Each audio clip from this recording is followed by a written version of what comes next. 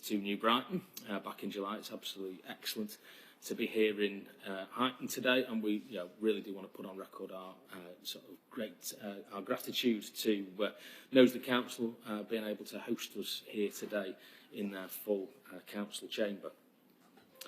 Obviously, there's a few housekeeping announcements that I have to make that I will just kind of give everyone a recapitulation of. If you have got your mobile phone with you, I'd be amazed if there's anyone in this room that hasn't got a mobile phone with them these days, to be honest. Please come and make sure it's turned to silent.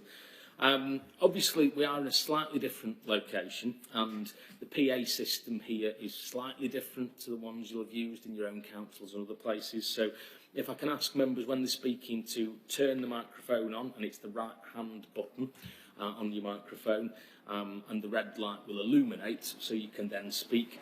Once you've finished speaking, please can you switch your microphone off, because there is a detail with the system that if too many are switched on, it will switch other people off. So, that would be a little bit of a technical challenge that let's not kind of be faced with that.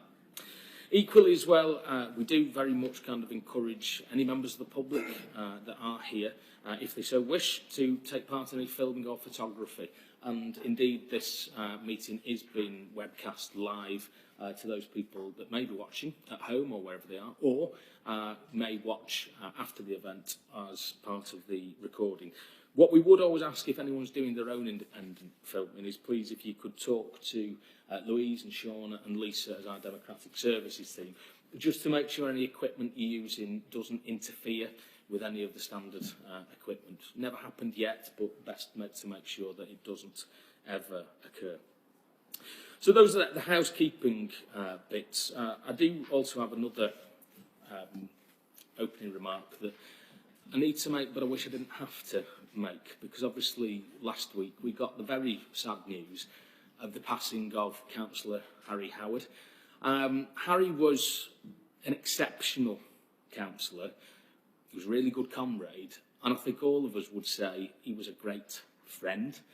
And for me, kind of, it's really tragic that we've lost Harry, because I know all of us were very, very fond of Harry. And for me, there were a number of different ways in which he made a really, really significant impact in the public service that he did as a local councillor.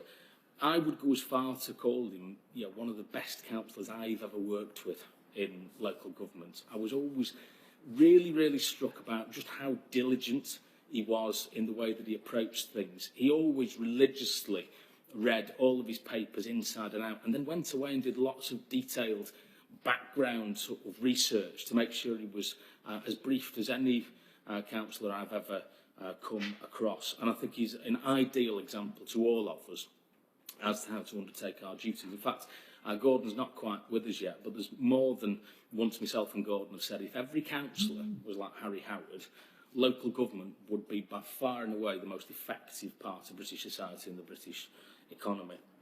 I think one of the other reasons I always really, really liked Harry was his strong principled values. He was definably a man of the left. He was a strong socialist in the way that many of us strongly identify with. But he also had that great respect for other people's views. He was always happy to listen to a different perspective, and actually would then use that as part of the way of formulating his own opinions and arguments and strengthening his own position. I think it's that respect for differing views that is something we always need to remember within the political sphere.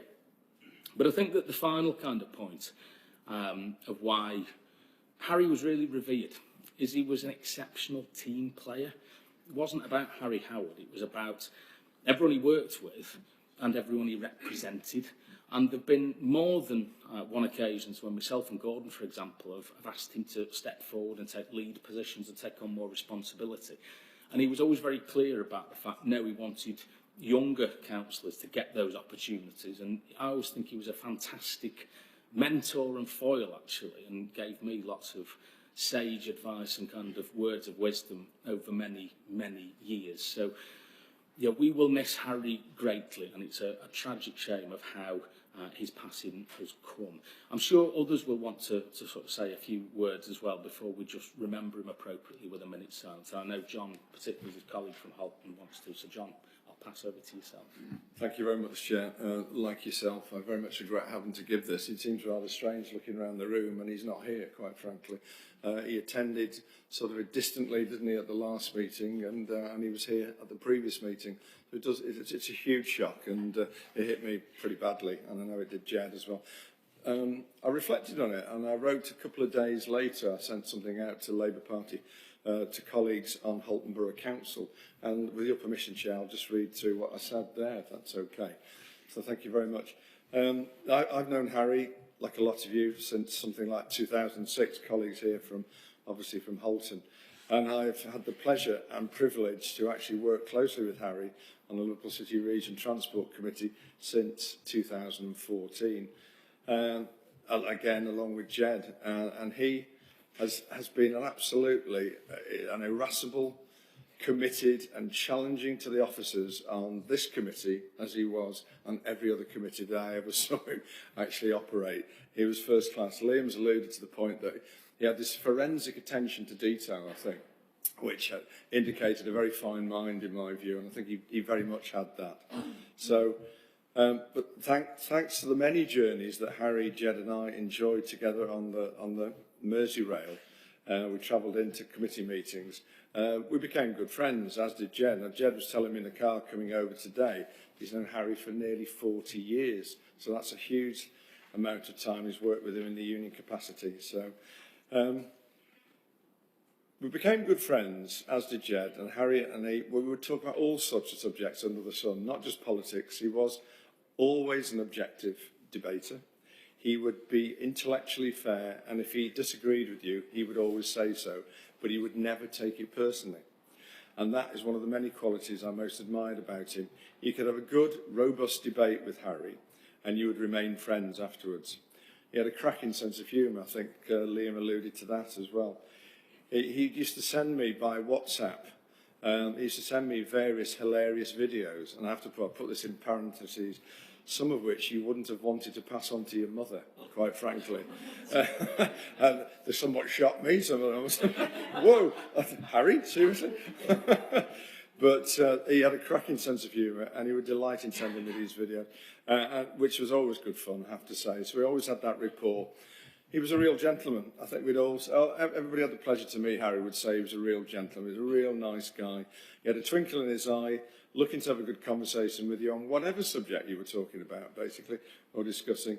And he liked working with people, and he liked to help them. Again, Liam alludes to the fact he was very strong socialist values. He was very committed to people. He was very much a people person. He wanted to help people very much. And that was very true of Harry. So I'm sure his ward colleagues, obviously Alan and Chris would agree that he was very professional, helpful, and always an excellent colleague with a great sense of humour. And I just had to finally say I'm going to miss him very much, and I know a lot of you are going to hear as well. So rest in peace, Harry, and I send my sincere condolences to his family. Thank you very much, Chair. Thank you. Thanks, John. I don't know if anyone else, Jed, do you want to say a few words? Not much to add, Chair, really, for everything's been said, but just one thing when you said about being a mentor for somebody. Over 40 years ago, I became a senior rep at ICI, and Harry was the AU full-time official. I was at a meeting with him. When we come out, he said, passion and bluster's great, yeah, but you can't beat the facts. And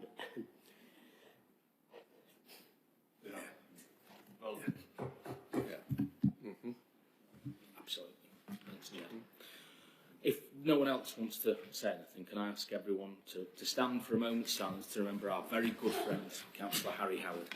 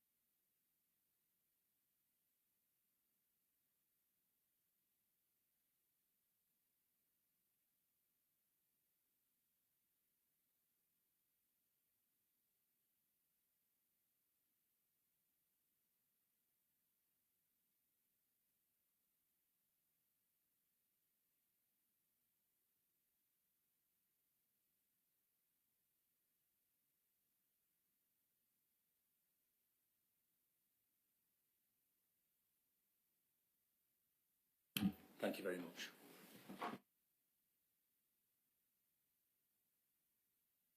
Okay, if we turn our attention then to the formal agenda items, and the first item is apologies for absence. Louise, have we had any apologies? Yes, Councillor Rowe and Councillor Banks. And I should just mention that I know Jeanette will be watching on the live feed at home, so if we can pass on her kind of our best wishes for sort of a speedy and healthy return back to our ranks, and that would be great. So all the best, Jeanette. Hope you're feeling better soon. Second item is declarations of interest, and that just is for me to remind all of us here present that if there's anything they're aware of that we're going to discuss on the agenda that they need to declare, please do so now. Or at any time during the proceeding of the meeting, if anything comes up in the debate and the discussion that you feel you need to make a declaration, please don't hesitate to indicate so we can record that accordingly. But I'm not seeing an indication, so we shall move on. The third item is the minutes of the last meeting, and that's for me to move that the minutes of the last meeting held on the 15th of July, can those be approved as a correct record? Is that agreed? Chairman, if I may. Excellent. Oh, sorry, Chairman. Alan, yes. Yeah. Page 2, item 4, apologies. I did give them my apology then for the meeting. They're not recorded here. Oh, absolutely. Alan, we can make sure that's recorded. And page 5, Yep. outside body appointments, Liquor 2. I can confirm that the opposition have appointed me as a representative on the Travel Safe Board. Wonderful. Thanks very much. That's really helpful. Thank you. Well, with those additions, oh, sorry, David. Sorry, I did give my apologies for the last meeting as well, that they weren't recorded. Okay, let's make sure we record those accordingly. With those three amendments, if we're in agreement, can we agree those minutes? Wonderful. Okay, let's move into the substantive items then, because one of the things we haven't been able to do through the pandemic very easily when we were having remote meetings, and something that is, we always think, really valuable for everyone that takes part, is having presentations from the operators, those people that actually kind of deliver the services out on the ground for the people of the city region. So now we're back into having in-person meetings. It was a very suitable opportunity to invite some of our operators back to give us their presentations, but then also give us an opportunity to ask questions of where they were up to with their businesses and organisations accordingly. So I'm very pleased to say that we've got Matt Davis, who is the Regional Managing Director for Stagecoach, and Richard Hoare, who is the North West Commercial Director for Arriva, who've requested to give a joint presentation on behalf of bus operators and how we kind of take the bus network forward in the city region. So, gents, over to you. Thank you very much, first of all, Chair, and to committee members for inviting Matt and myself along today to give you the presentation. So, hopefully this will work. Yep. Technology works, which is a good start. I guess just as an overview, just to give you a bit of a sense of what both bus operators do currently in the city region. Arriva on its own is responsible for about 1.5 million passenger journeys a week. Obviously that's prior to COVID, and we'll come on to the impact of COVID and what we've seen, the impact being on the bus service. Sorry, the microphone went off. The number of vehicles we operate in the city region currently is approximately 600, with almost 400 of them making up low emissions vehicles, in some cases zero emissions. And believe it or not, between Stagecoach and ourselves, one of the largest employers within the city region currently, employing just over 2,500 people collectively to deliver the public transport services that we offer. So I'll pass on to Matt to do instructions from his point of view. Thank you. So I'm Matt Davis, Managing Director for Stagecoach. Oh, microphone's gone off. Also cover the South Lancashire area as well. It's really good to be here today and to see some of you. I've been in the region now for 18 months. I came over from South Yorkshire, where I was heading up Stagecoach's business before, and not really had the opportunity to meet as many people because of the pandemic. I have met one or two in the room, but it's really good to be here. So a few facts there about Stagecoach. You've probably read some of them, so I won't labour them too much. 500,000 people travel with us each week prior to COVID, 30 routes in the region, 650 employees, 2 depots, 1 at Gilmoss and 1 at Rock Ferry on the Wirral. And a big number there, and one we're quite proud of, but there's more to do. The investment, 20 million is what we spent in the last 5 years on new vehicles, but clearly there's a lot more to do. Zero emissions is really important, and we'll pick that up as we go along. So, where are we at the moment? Well, the Merseyside Bus Alliance, by complete coincidence, is 5 years old today. It's actually our 5th birthday, so we couldn't have picked a better day to come and talk to you. Had we planned it, I'm sure this wouldn't have happened, but it's a nice coincidence. We've got some really, really fantastic stuff that has happened, and for us now, it's about building on that for the future. First of all, over the last 5 years, bus patronage in the North West has declined. I'm afraid it has declined in Merseyside, but not by anywhere near as much. So that's actually something to be positive about, but clearly we need to see it going up. We're actually performing 15% better than the region, the North West region here, through some of the initiatives that we've done through the Bus Alliance. We've also got very high customer satisfaction. It's 92%. That does mean there's 8% of people who are not satisfied, so we really need to work on that and move that forward. But it's one of the highest customer satisfaction ratings for an urban area, so we should be proud of it, whilst at the same time focusing on moving forwards. We've done so many things in the Bus Alliance. So my predecessors at Stagecoach before, and my colleague here at Arriva over the last 5 years, the investment between us was 58 million on vehicles. We've now got Wi-Fi on every single bus, contactless payments on every bus. We have live bus tracking, mobile ticketing. We've, together with yourselves, reduced the tendered services budget, and we've coordinated the timetables on corridors that both operators run and introduced into available ticketing and joint cleaning and marketing initiatives as well. So there's really a lot to do, a lot we've done, but I think we're both very conscious there's a lot more for us to do, particularly to deliver the Mayor's vision for a London-style transport network. And I think I won't labour on the doom and gloom, but as we all know, COVID has impacted our daily lives anyway, but certainly it's impacted what the public transport network looks like in the Liverpool City Region. So I won't go into too much detail, but the graph you can see very simply, the dark blue line is patronage levels. So on the far left, when it was 100%, that's where we were carrying it prior to COVID. And the dotted green line is the actual levels of operated service that we've continued to put out in the Liverpool City Region. So you can see as you look from the left to the right, as we went through the first lockdown, patronage levels in the City Region actually dropped to around 15% of pre-COVID levels. And that's quite a good news story. What it meant was the majority of people in the City Region were remaining at home, they were working from home and helping to reduce the impact of COVID, which was really positive. And what we were really keen to do as operators, supported by Merseytravel and the wider CA, is to make sure for any of those key workers, the mileage was out there, making sure they could still get to the work, make sure shift workers or anyone unfortunately who needed care was able to access it. And you can see then the impact as we've moved out of the first lockdown. Patronage levels managed to grow back to around 60% as we increased mileage close to just in excess of 100%. And that was mainly down to operating enhanced school services. So what we did is we employed a number of additional journeys to combat the issues with overloading with children while there was still social distancing on the vehicles. And then you can see where we are today.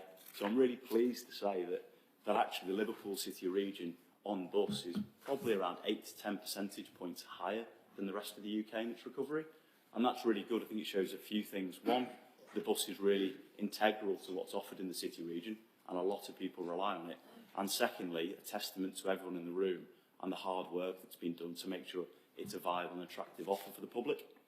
And I guess we've put the other statements up to say, what does the future hold? So currently, as some of you may be aware, we're moving into a different funding period called Bus Recovery Grant, and that will run from now up until the end of March next year. And during that period, the government is helping to support the industry, but is certainly turning off the amount of subsidy we were all previously receiving under CBSSG. And as we move from April onwards, then the businesses, the operators will move back to standing on their own 2 feet as it stands commercially. And it's important that we try and recover the bus sector in the City Region as much as possible between now and then. Thank you.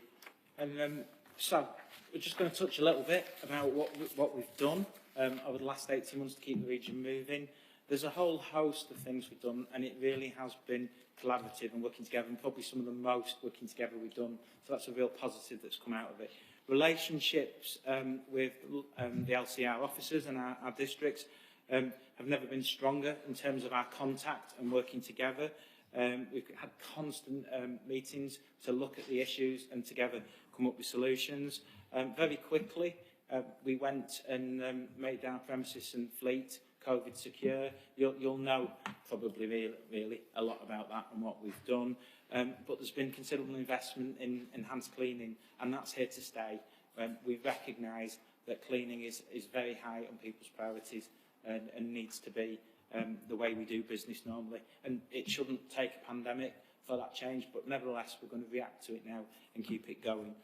We adapted timetables. I think Richard touched upon that to accommodate key workers' needs. In the early days, in late March and April, literally, we would have examples that there were people who couldn't get to work in Kirby at 6:30 in the morning, and we'd put a bus on the next morning. Or we'd find that a bus was overloaded at 5:30 in the morning, and we'd put a second one behind it. And our teams absolutely changed the schedules and reacted day after day in the early days as we found our feet. And we did that in consultation with our local authority officers and worked very closely. In September, when the schools came back, we brought in a whole host of additional services to cater for school movement, so that we could separate them away from the normal bus network. And I think that was very effective and worked very well, and it allowed us to move far more children because the children were together in a bubble for their educational establishment. We had to make a number of changes as well for the school times, and we were able to do those. There are a number of other things we've been doing as well. Colleagues at Arriva have donated a bus to be a vaccine bus, which is touring the region, and at the moment it's not fully utilised, but if it is, and we need more, Stagecoach is waiting to provide a bus as well. We're there to support that. Between us, we've given 4,000 day tickets to our local authority partners to support vaccination access. We, for a period of time, both operators stopped giving change in the earlier days when we were particularly concerned about contact transmission, and assuring our staff that was particularly important as well. We didn't give change, and any change, surplus change, was donated to the NHS. Between us, £120,000 has been donated to the NHS government charity. And then all of this work really has been recognised, as we've now been shortlisted by Liverpool Chamber for their Responsible Business Awards. So there's really been a lot in the pandemic, a lot we've done, and we've learned a lot. And I think the biggest thing for us both is we've learned to work together better. Some other examples between us, when we've had problems with staff resource and covering services, between Arriva and Stagecoach, we've literally made arrangements to operate each other's services, and we worry about how we do it and if there's payments later. The focus for us has been absolutely about keeping the region moving and our staff and customers safe. And now I guess the key is, as we move out of the pandemic, we can get to some more positive things and positive messaging. So, it's really important that collectively we all welcome our customers back to the city region and get the city economy moving again. So what you can see on the screen is the data as of last week with what recovery looks like. And overall, broadly, as I said, the city region's around 80% recovered, which is 10 percentage points ahead of the UK from the data we see. But you can clearly see where the opportunities and the challenges lie. So very much, adult has been a strong recovery back, but we need to make sure we're engaging and offering the flexible tickets that we've launched recently to encourage people to use bus as they move to a hybrid working in the city region. Child recovery, again, supported by the fantastic offer we've got in the city region with My Ticket, has really grown back at 95%. So there's strong recovery there. And there's clearly some work to be done on concessionary and student once the universities come back in. And on the left-hand side, you can see some of the campaigns that are running. As Matt's alluded to, there's an enhanced cleaning regime that's ongoing around the fleet and the depots that we currently operate. It's very important we get the message out to people. We're here to welcome you back in a safe way to return to public transport. And then lastly, it's about how we focus on encouraging that return. So we highlighted very early on there was an opportunity where there was spare capacity of an evening. So a £1 flat fare was launched for a period of time to try and drive the evening economy. Because what you can see on the right-hand side is the stats on what recovery's been and why people are using our services. And the main reason and the continued reason for growth is that leisure activity. People are very much getting out and about to enjoy themselves again. The lagging factors of people going back into the business districts. And as I touched on earlier, child recovery is really strong, but again, it's absolutely key that we harness those young people moving forward, that are going to continue to use bus into the future. So there's a fantastic opportunity as we do grow back out of COVID. We need to adapt and change as we do that, but we need to try and make sure it's done in a sustainable way that provides that modal shift going forward. So, we're currently in a little bit of a challenging position with 75 to 80% of patronage and 100% of operation.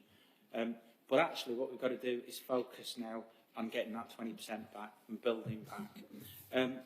We're both very experienced as bus companies, and we've been responsive delivery partners today. So we are here to work with the region and the Mayor and Merseytravel to deliver the ambitions that we've got for bus services. And for yourselves and us, that's very much the vision for bus and an integrated transport system.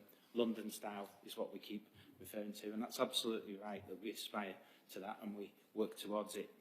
So we've got a national bus strategy now. That's the first time in my career of about 27 years in buses we've had a national bus strategy. It's really, really welcome, and it's really welcome that the focus is about driving up, increasing bus patronage.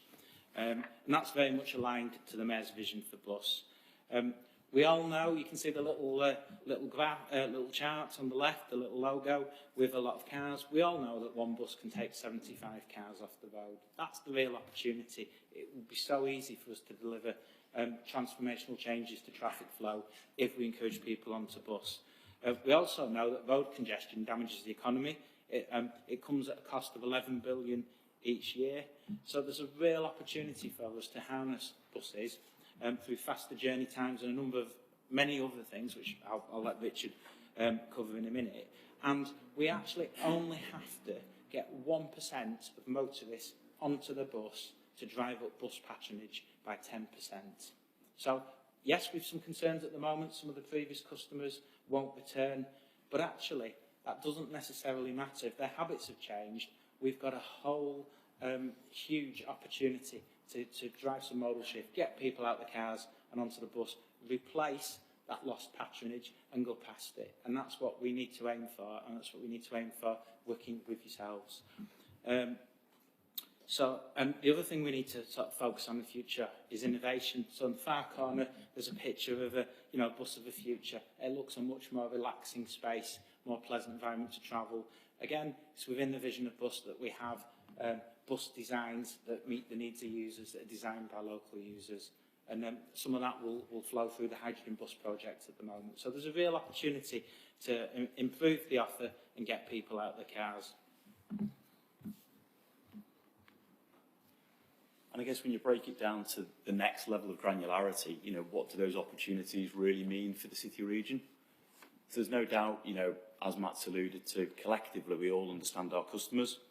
We know from numerous passenger surveys, we know from the big bus debate that was carried out in the city region, what it is and what's important to the customer.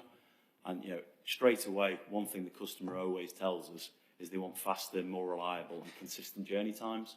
So for us, it's absolutely paramount that the one thing that the vision for bus offers is bus punctuality, bus reliability and bus reform. So with that, it's about making sure that we look at the space on the highways, we put bus ahead of car, we put bus ahead of the motorists. To Matt's point, if we want to really change the climate change agenda in the city region, it's about getting people out of the cars and getting people onto public transport. And it's self-fulfilling. The more people we can move onto public transport, the easier it is to offer an enhanced public transport experience, the easier it is to reduce fares, invest in fleet, invest in infrastructure, and improve the offer again. I think a thing that's really clear is what our customers are telling us, and what the vision for bus clearly tells us is that customers want best value. So that's about making sure our fare structures are simple, clear to understand. There's the opportunity for multi-operator, that we've currently got in the city region, but it needs to be enhanced, and then building on the multimodal, which again is already offered in the city region, but we need to take that to the next level, accumulating in that best value offer to the customer, which is the fare capping. And then a couple of the other key points, and Match touched on it, about the greener fleet. So yes, both operators have invested heavily in over £50 million of investment in fleet, but we need to continue to evolve that and improve it as the times change and get to that ZEV commitment going forward. And it's how we integrate better with the likes of rail, with the likes of this successful e-scooter trial in the city region, that, you know, we understand that first and last mile travel may be better on foot. It might be better with e-scooters or cycles, but again, on the big interurban routes or people who aren't able to make the journey in that way, bus is really crucial and vital for them. So we need to take that experience up a level. And the other piece I suppose I'd close on this slide is that, you know, that first-class customer experience. So as Matt touched on before, 92% of our customers are happy with the service, but that's not enough. There's 8% there of our customers existing who aren't happy, but there's also a large proportion of car users that we need to attract to bus. We need to make it an attractive and compelling offer. And some of that offer may have to be punitive, where we look collectively at workplace transport levies, etc. But we have to have a product that's really attractive to the customer, that they can make that choice of their own free will and volition, and it's more of a carrot than it is a stick. So there's a fantastic opportunity as we grow back better, that the future could be really exciting for the city region. And I guess the closing slide is just to give everyone an overview as where we see bus currently and the processes that we're going through. So at the minute, operators have worked really closely with the city region in order to get the BSIP submissions in. And for those of you who don't know, the BSIP submissions is a document that goes to DFT with funding asks. It asks, can we have some support in order to deliver tap on, tap off? It asks, can we have some support to deliver ZEV vehicles and other exciting innovations like that? So that is due to, I think Matt's got a detailed presentation on that as we go forward. But again, we've been helping and supporting with that to make sure the vision for bus is there and we've got the funding in order to deliver it. As you all know, the CA is going through a case of reviewing bus reform. A business case is being brought together to look at franchising and enhanced partnerships going forward. And we're working with the CA on both. You know, there's no doubt we feel, as part of what we delivered in the Alliance, we believe an enhanced partnership can be delivered extremely quickly and deliver the vision for bus, but we're also helping to support that franchise because we recognise that we want to be here to support whatever choice the city region makes, whether that's franchise or whether that's enhanced partnerships.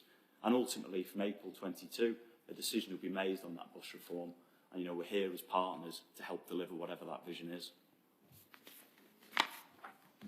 And I guess lastly, thank you very much.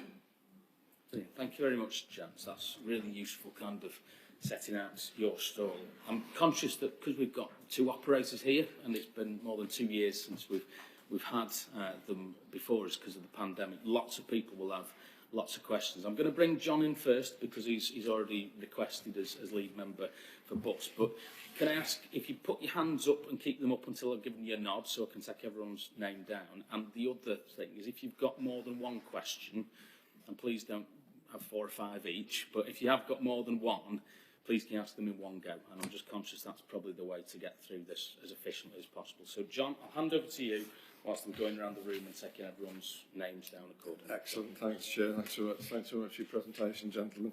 I've got a couple of questions early on and a couple later, Liam. I might pop those in a bit later. Whilst you have stated that an enhanced partnership is your preferred model of reform, can you confirm that you accept whichever reform model the Metro Mayor chooses and work with the combined authority to implement that reform in a timely fashion, be it bus franchising or an enhanced partnership? I'll go first. I'll give you a simple answer. Yes. And we have written to the Mayor to give that commitment. Excellent. Pleased to hear that. Is that also true? Yeah. Correct. That's the sort of answer we wanted to hear. Thank you very much. That's excellent. However, the second question, the Bus Service Act 2017 has now been in the statute book for 4 years. Why is it only now you are proposing an enhanced partnership as your preferred model of reform? And I think from our point of view, we always saw the Alliance as an evolving process. We entered into the Alliance 5 years ago. Written into the Alliance documentation was the ability to move the Alliance forward into an enhanced partnership. And certainly from our point of view, unfortunately, COVID's got in the way of that for 18 months. We're really keen that we can build the alliance to the next step. We think we've got the building blocks locally to really move things on quickly. And, you know, as both operators have said, if the choice of the CA ultimately is franchise, both Stagecoach and ourselves work in franchise models. We do it across Europe. We both do it in London. So it's nothing we're not used to. We just believe we can deliver quicker and potentially cheaper for the CA with an enhanced partnership. Okay, pleased to hear that answer. Thank you very much. It's a matter of public record now, so thank you. Chair, I've got a couple of questions later on as well. Do you want me to do those now, or shall I wait till colleagues have heard? All right, thanks very much. Thank you. Is there a particular demographic that's not returned to bus usage? I know you showed a slide up there. How do you aim to encourage or win these passengers back to the bus, and how will promotional offers work to encourage a recovery? So two-part question, really, that one. I'll ask you the last one. I'll come in first and see if Thank you you. wish to add. There's two demographics, certainly, taking Stagecoach have not returned as much. One is the concessionary traveller. We're about 64% of those passengers have returned, and that's a pretty static figure. It was 64% in June, or maybe it was 63. It's not substantially changing, so it's fairly static. So we need to work really hard to encourage people that bus travel is safe. Some of the government's messages were unhelpful early on. There was, an advert that COVID catches a bus. That was really unhelpful, and we've worked hard to sort of reassure people about enhanced cleaning regimes, ventilation. All our windows cannot be shut. They have blocks on them to stop them being shut. So we need to work hard to get the concessionary travel to return. And then the other kind of customer that's not returned is commuters who are office-based. And that's the real challenge. A lot of people are still working at home. There's a drift back, there's hybrid working. And what together we've got to do is make sure that the people who return to the office 2 days a week don't decide to drive 2 days a week. Many people use public transport because the drive is difficult and challenging. And peak hour roads are still not quite as busy as they were. It's the off-peak now that's very busy. It's busy all day, but we're getting congestion at 10 o'clock in the morning, 2 o'clock in the afternoon. So there's a real chance that with the peak not being quite as bad as it was, and people only going 2 days a week, they may opt for the car. And what we've got to do is improve the ticketing offers, make them more attractive. Carnet-type products. Carnet is a word that sort of we'll use. The better word for the customer is bundle or flexible tickets. And they need to be real value, because there's some public comment about the train carnet-type tickets at the moment not being good value. So together we need to work now on our ticketing offers and make sure they're attractive for those who are returning. Anything to add? And I think the only thing I'd add, I'd agree with everything Matt said. We've launched our flexible day tickets. We are seeing growth on it. But I think, for me, we need to move away from what was happening in the past. I think it's important we understand that people's travel patterns may have completely changed. We're never going to capture that commuter market back if they're going to be working from home. And it goes back to what we saw in the stats, where we're seeing greater recovery in leisure. So it's actually about looking at the span of the day. Are we offering an attractive proposition for people who use public transport to go out tonight, to go to the cinema, to go for a meal? Can we reshape the network? So at the minute, it's really clear we're in a process of transition while we get the data. People only returned to work 2-3 weeks ago properly, I would say.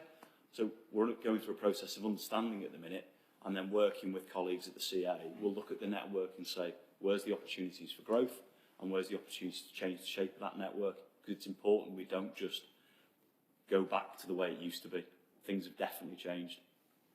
So essentially we're talking about a third of the concessionary travellers have not returned. So we're looking at increased discounts for them, or other more attractive ways to encourage them to come back? I think under the City Region, the concessionaires have probably got one of the best deals in the United Kingdom, where anyone over 60 can travel for free. It's about the customer confidence. So we're trying to engage with the CA on discussions of understanding who's not renewed the pass, who's applicable that could apply for a pass, and actually understanding the customer base that says, why haven't you returned? Is it because you've genuinely changed travel patterns where you don't go to a supermarket anymore, it's home delivery? Or is it because there's a confidence issue? And that might be, as we talked about before, cleaning regimes, making sure they're comfortable with that. So it's an understanding, I think. I think we do have to recognise that some trends in society that were happening anyway have just simply accelerated, and some people won't come back, and what we've got to do is focus on motorists, converting some of those to bus users, and let's not forget young people. Less young people are learning to drive, and they're learning later than ever. That is a wonderful opportunity to make sure the product's right, they're on public transport, and they stay on it. So, you know, we have to accept some people won't come back. A good example, my parents in the late 70s, they never did online shopping. Well, their supermarket shop comes every week now. They were forced into that change, and they're probably not going to go back. So that is a reality, but there is a whole market out there for us to go at to replace some of the people whose habits have changed. Thanks. My last question is, are the industry lobbying government for more financial support, and what additional finance are your companies looking to raise to aid recovery, please? Thank you. So as we stand here now, DfT, in its latest documentation it's released under the BRG funding, predicts that patronage levels will be at 80% come April next year. And I think as an industry, there's no doubt there'll have to be some transitional funding, and that can take the form of BSIPs, and that will depend on area by area. So if the Liverpool City Region is ahead on recovery, we might not need any funding at all. You know, there can be a soft landing after April. If you're in a more rural area, it could be a harder landing. So what we're trying to do at the minute is understand what recovery looks like, and we're really focused between now and April on maximising that. And then separately, you know, you're right, we're having conversations with DfT that say, you know, if this is the answer, what does it look like? If that's the answer, what does it look like? Because I think what's common with everyone, as long as we put the customer at the heart and make sure the network, the fares and the proposition's attractive, the bus industry, the bus sector will grow back, and it will grow back bigger and better. But we just need to address that interim position and the effects on COVID. Thank you very much. Thanks, gentlemen. Brilliant. Thanks, John. I've had a number of indications, so I'm going to take people in this order. I've got Natalie, then Lindsay, then Sean, then Damien, then Joanne, then Chris, then Ken, then Nina, then Steve, Gordon and myself. But I'm just conscious so we don't stifle debate.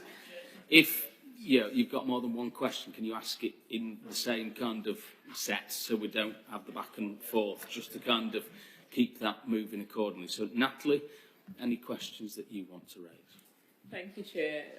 Thank you, Matt and Richard, for the presentation. Welcome back. Happy 5th birthday with the Alliance. So I have 4 questions for you. Now, your colleague should have prepared you, because every time you come to visit, I ask the same question and I'm told I'll get the answer and nobody brings it. So Arriva, in terms of the largest employer, 2,000 plus, Stagecoach 650. What is the diversity breakdown? Do you know that? I'll ask the other questions, so by that time you'll get the answer.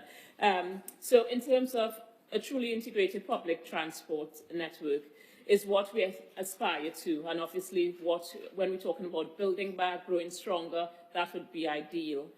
Unfortunately, there's very little rail bus connectivity happening locally, including during the 3 years from 2016-2020 when Arriva ran Northern Rail on a pledge of bus rail integration. We didn't have that.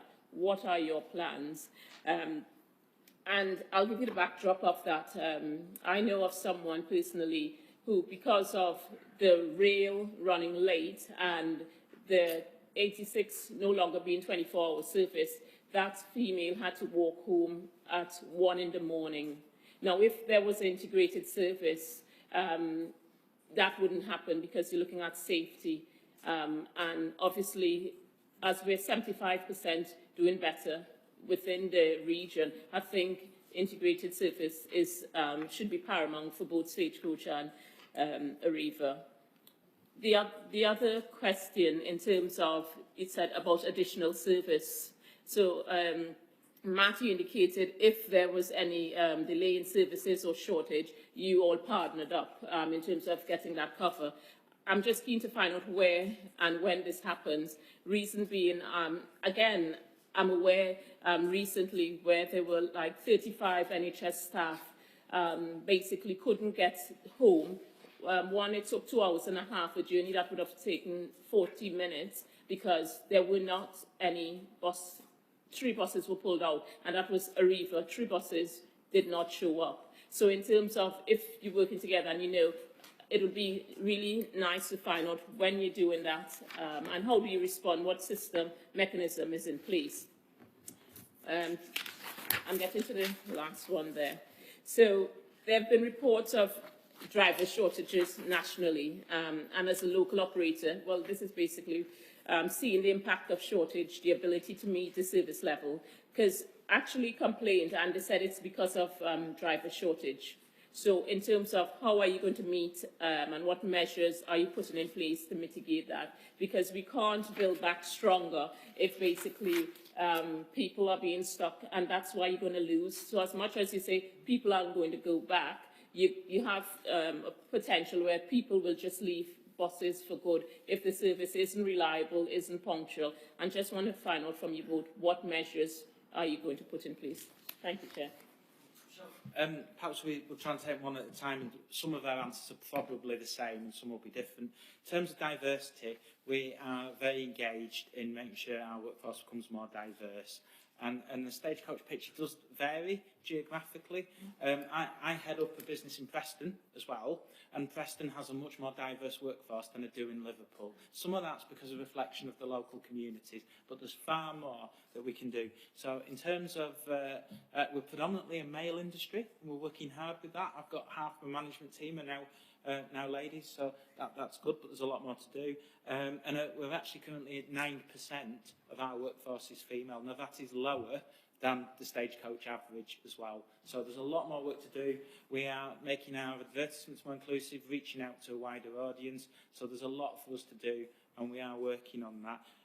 In terms of ethnicity, again, we're very low in this area. We're about 2 or 3% of our workforce. So there's a lot more for us to do. If you went to, say, Preston, another part of my business, it's heading towards half my workforce. So we've got some wide differences, but we absolutely recognise that our workforce should reflect the communities we work in, and actually a range of people in our business will actually make us a much stronger and better business.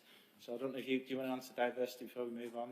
Yeah, I think the only thing I'd add to Matt, and I've got the pin badge on, that we've just gone through a process of understanding our diversity across the whole business.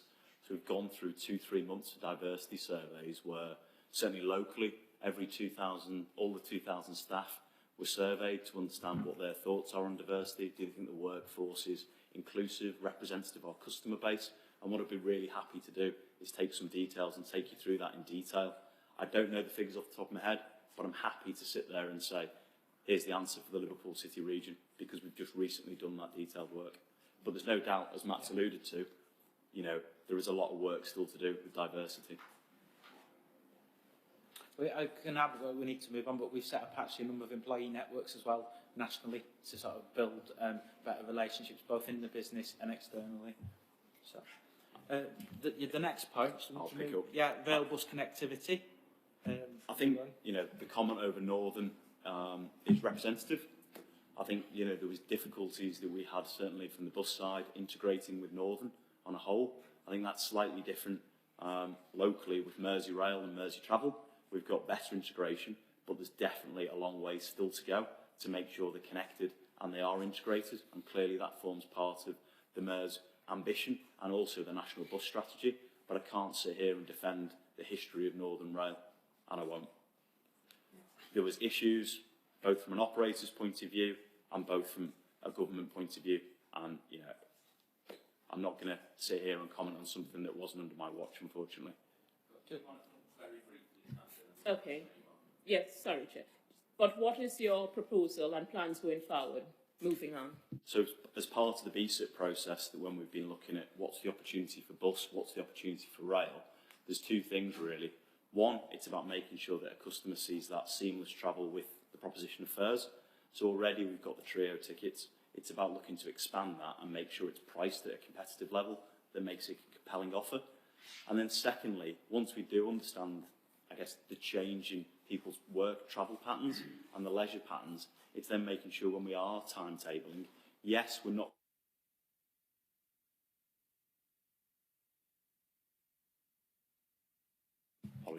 you can travel from central hubs, and to rail interchange, so you can get people into, you know, the town centres and then interchange at the hubs in a sustainable way. And it's about looking at other opportunities. So does it need to be a bus service that integrates? Can it be demand responsive transport in some of the more rural areas? Can it be demand responsive transport out of the core hours? So it's definitely an opportunity, and it's an opportunity we're exploring currently with the CA. Shall I pick up, I mean, we're really in a similar position to Arriva, so shall I pick up the delays in service issue and move on to that? There's two different kinds of delays and operational issues, really. Where we've worked together particularly well is when we can see that we're going to be challenged on staff for a number of weeks coming up. So, for example, earlier in the year, we took over a couple of Arriva services on a temporary basis. We just had a discussion a few weeks back whether we could assist with something else, and vice versa. So there's a sort of more planned process. In terms of operational issues on the day, we have teams in our depots and control desks, and first of all, every bus should run. We don't want any buses to fail. And at the moment, certainly in my business, when I've had some driver shortages, and unfortunately it made the Liverpool Echo yesterday, and that context wasn't really quite correct. We do everything we can to minimise the shortage. They've been ad hoc. There've been a couple of buses missing out of 130 for a couple of hours, and we will make sure they're on high-frequency routes. We get everyone out driving the bus. So they're the basics. That's what you'd expect us to do. It's not every day. It's a certain ad hoc day we've been struggling. Now, what we perhaps need to do is look to make sure that we're joined up a bit more. So what we wouldn't want is Arriva to be struggling on the 82 and Stagecoach. But then we have people in our control teams who talk to each other. And we have the interavailable ticketing agreements. So there's two levels, really. I think the one to focus on more is any day-to-day issues. In terms of a planned approach, if either of us is reaching a position we can't run our services, we will either talk to each other or we'll discuss with Liverpool City Region as well. And we did a lot of that over the pandemic, operators covering services for each other. So I don't know if there's any more you want to add, Richard, or is that... No, I think I guess the only thing I'd add is if there is an example where unfortunately we've let someone down, you've got the details of that, I'd be really keen to understand it on an individual basis and then feed it back, and if we could pick that up after the meeting or happy to provide contact details, that'd be really useful and appreciated. I think, Matt's talked around, if you look at where we're at with drivers and resource, there's no doubt it would appear there's a national shortage of drivers in the PCV sector, and also with the HGV.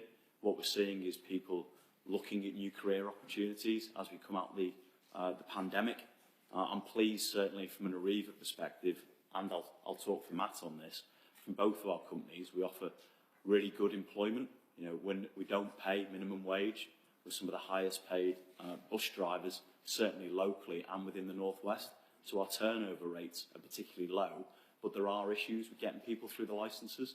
So, unfortunately, there's been strikes within the DVSA, which has caused the backlog. For the right reasons, focus is now being moved on to HGV. So where we were getting people's licences back in 2 to 3 weeks, there's instances now it's taking up to 8 weeks. So there's no doubt it's slowed down, I suppose, our supply chain in bringing new people into the sector.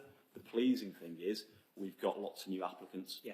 So, we're inundated with people looking to work, certainly for ourselves, and I presume the same for Stagecoach. It's about making sure we can get them through that pipeline.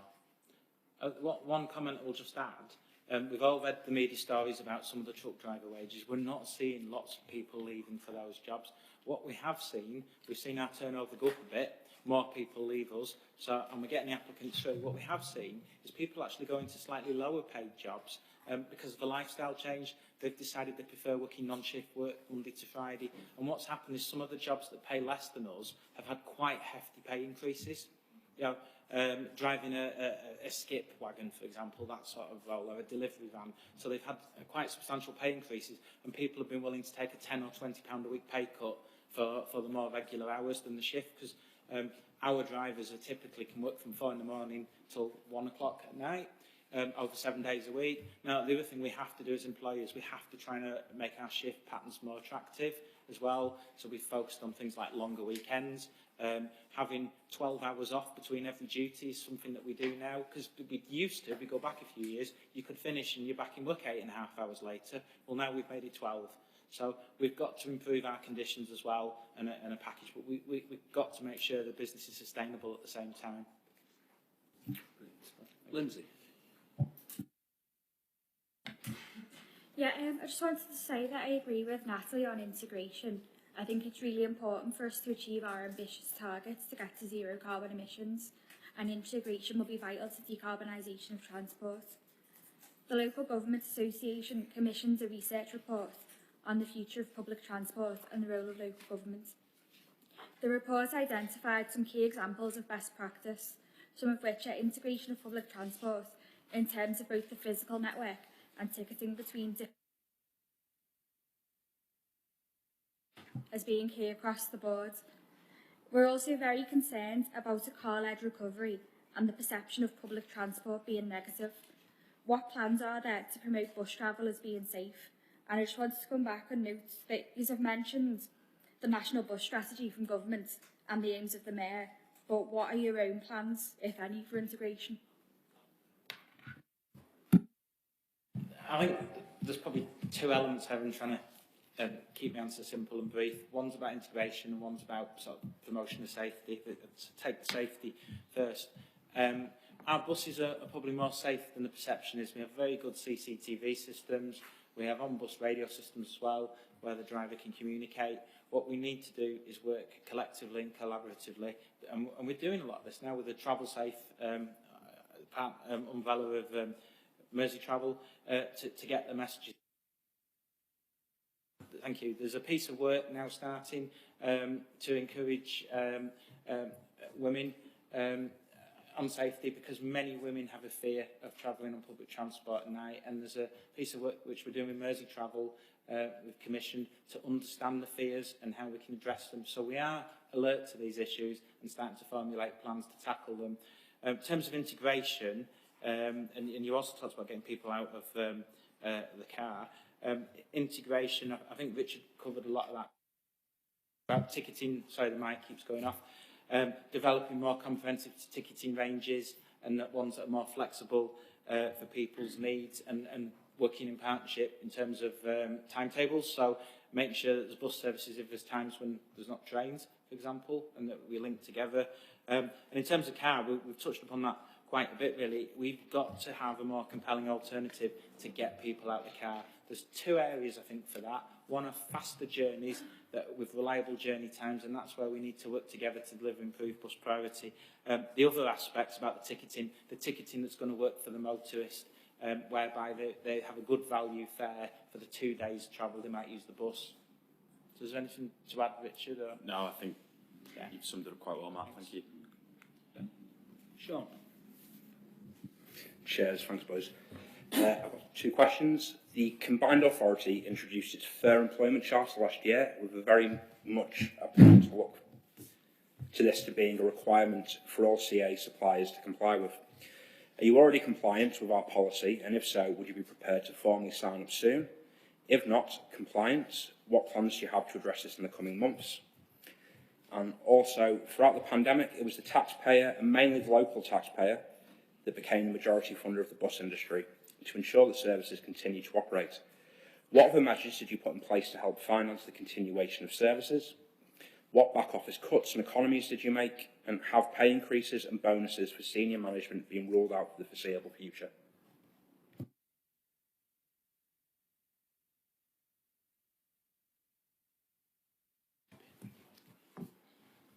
I guess the Fair Employment Charter, we're going through the process now of understanding it and understanding is there any areas of the business that we need to change and adapt in order to sign up to that.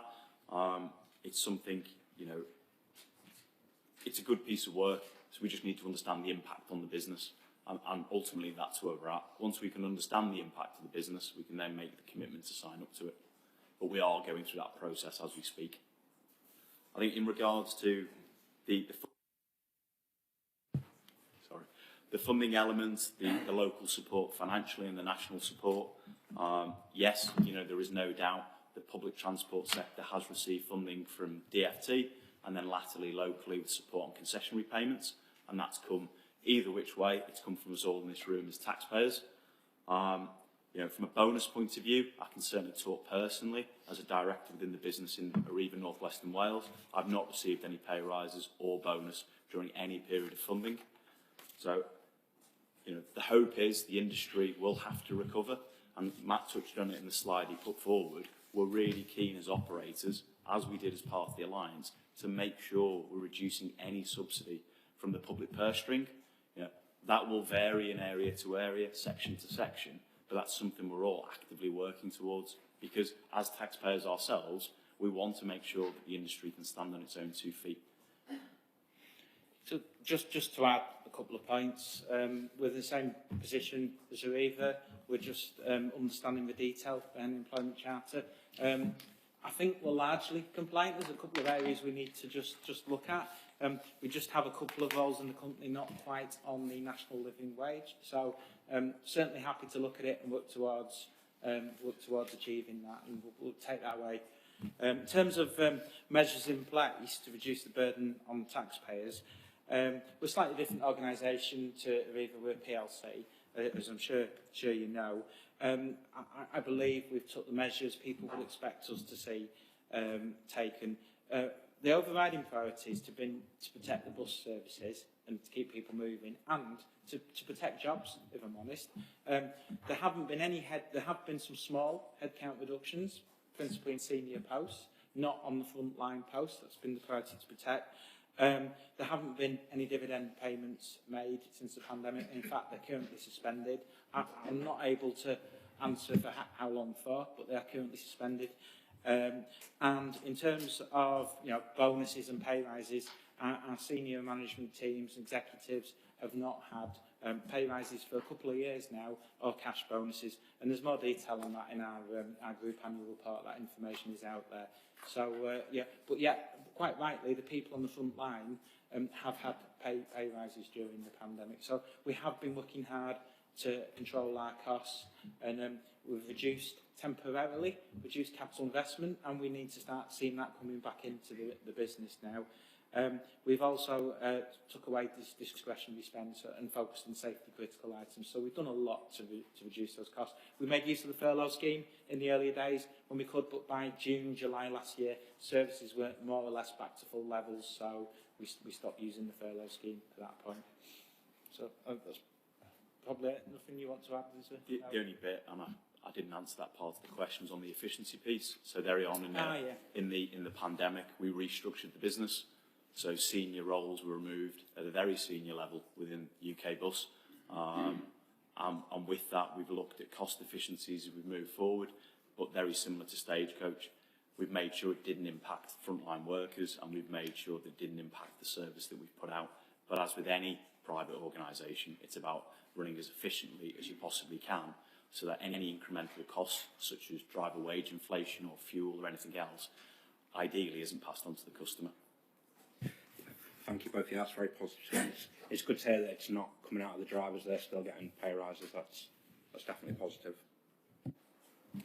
Damien, do you want to come in with your question? Yes, Chair, thanks very much. Just a couple of questions. One is how do we define, or how do you define what a key worker is? The second question is there's a lot in St Helens at the moment. There's a lot of warehousing being built, and there's a lot coming on stream. Are you working with those employers, particularly because a lot of them are going to be shift work, and particularly starting at 6 o'clock in the morning? Does both the companies work with the employers to try and get these people to work on the bus rather than going by car? And the last question is in regards to the pension schemes for the bus drivers. Is it a particularly good pension scheme? And how does that particularly operate for those particular employees? I'll take a couple of questions and see if Richard wants to pick some up, because answers are they're often similar.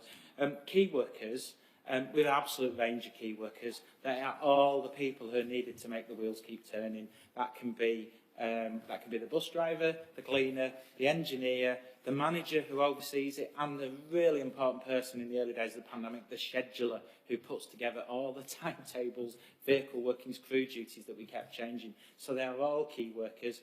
And even ourselves, I know Richard's the case, and I'm not. We're not people who've been sat in the dining room for the last 18 months. It's absolutely key that we're in our businesses and we're visible and we're there to support and engage our people. So, really, to me, the key work is just about everybody in our business, with a couple of posts that could be done from home. I'll just pick up. Richard might be better to respond about St Helens, where Richard runs more services. In terms of pension schemes, I'll just pick that up. We have, I must get the right words here, defined contribution pension. There are some people in final salary pension that's no longer open to everybody, only because it wasn't sustainable for the business, as indeed is an issue for many sectors. We do have quite a good defined contribution scheme. I can't quote the exact figure off the top of my head, but we match what the employee puts in with further and a bonus, so we put in more than what the employee puts in, and there's a range of that you can pay into your pension. So it's not untypical for people to go to the maximum. So, do you want to add to that or pick up the St Helens issue? I think echo everything that Matt said on the key work and the pension, and as you'd imagine within the industry, most of the benefit package broadly are similar, and it's similar with the pensions. In regards to St Helens and the new opportunities in St Helens, 100%. We've got a business-to-business team that go out, speak to people in advance and say, you know, what are your shift workers? How do we accommodate that, whether it be bulk ticket deals, whether it be adapting and changing services, or whether it be working with local authorities on 106 money to try and support and make sure we can get a bus service to get people to employment. So absolutely 100%. And again, if there's an area you think we've missed or there's an opportunity to have further conversations, we're really welcome. Just a quick addition to sort of pensions. I think it's probably same for Arriva, but we have a very, very good scheme that hopefully no one ever needs, called Death in Service. If anyone passes away for whatever reason, sadly, while in our employment, we have a very good scheme whereby there's a financial payment to, quite substantial financial payment to the bereaved. And you know, it's really not something he wants to access, but I know it's been a considerable help when we've lost people on our team. So there are other things as well built into our benefits. We must remember travel passes for families as well. They're a considerable help, and we have things like employee discount schemes as well, gym memberships, a range of things to be a responsible employer.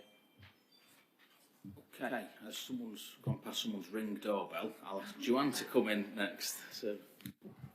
Thank you, Chair. With regard to a safe way to return or indeed to begin public transport use, the mandatory use of face coverings has now been removed, although passengers are still asked to wear them voluntarily. I noticed last week when travelling on the 10A bus, along with 17 other passengers, only 3 were wearing masks. There are also no restrictions in seating, meaning passengers are sitting shoulder to shoulder with people that they may or may not know. Given the current rise in might it be prudent to reintroduce some guidelines to reassure and attract customers back? Thank you. We've been working throughout the pandemic with a combined authority on face coverings as best we can. Sometimes we're in some difficult circumstances. Before, when face coverings were a mandatory requirement, we had amongst the highest compliance in the country, in the low 90s. And we must remember a proportion of people are exempt, so that really shows you how high that compliance was. Since the government policy has changed and they're no longer mandatory, it's very difficult, if not impossible, for us to enforce, and puts so much pressure and responsibility on the driver, and it's a divisive issue in society. I mean, I've got my face covering here now, and most of us are not wearing them right now here. So there is a real issue. We started off with 3/4 of passengers wearing face coverings, and I think we all see, wherever we go, in a supermarket, a shop, a meeting, the compliance continues to go down. I would say, at the moment, we are around 50%. But what actually happens is there are some journeys we'll see where 70 or 80% of people have got them on, and there's another journey where a very small number have. So we continue to put the messages, we continue to encourage them, but undoubtedly society is starting to discard face coverings, and it's very difficult for us to make people wear them, particularly with the problems it would lead to the driver in the cab if we were to try and mandate it. I don't know if there's anything you want to add? You've summed it up quite well, Matt. Thank you. I think it was just the social distancing as well. Oh, sorry, yeah. You So the social distancing restrictions were removed, and I'll be absolutely honest with you, we had a capacity issue. We were running at about 40% capacity. We were leaving people regularly. That was a disincentive to travel, and we've had to move for that, and fundamentally because government policies changed and our risk assessments support that change with measures such as the windows being left open as well. So we do understand that the full buses are a concern to some people, and that's the challenge really. What we will do is we measure our capacity, and if we are having overloading issues, we'll look to provide some additional service or a duplicate journey. Where it's regular identity, we can regularly identify. Sorry, were you going to answer that? In exactly the same way, Matt, to be fair. We physically wouldn't be able to get the people into work or back from school, etc., without the government making that policy change around relaxing social distancing on bus. Chris, do you want to come in now? Yeah, thanks, Chair. Yes, thanks, gentlemen. One of you mentioned as a punitive measure introducing workplace transport levies and so on. I see it as a progressive measure.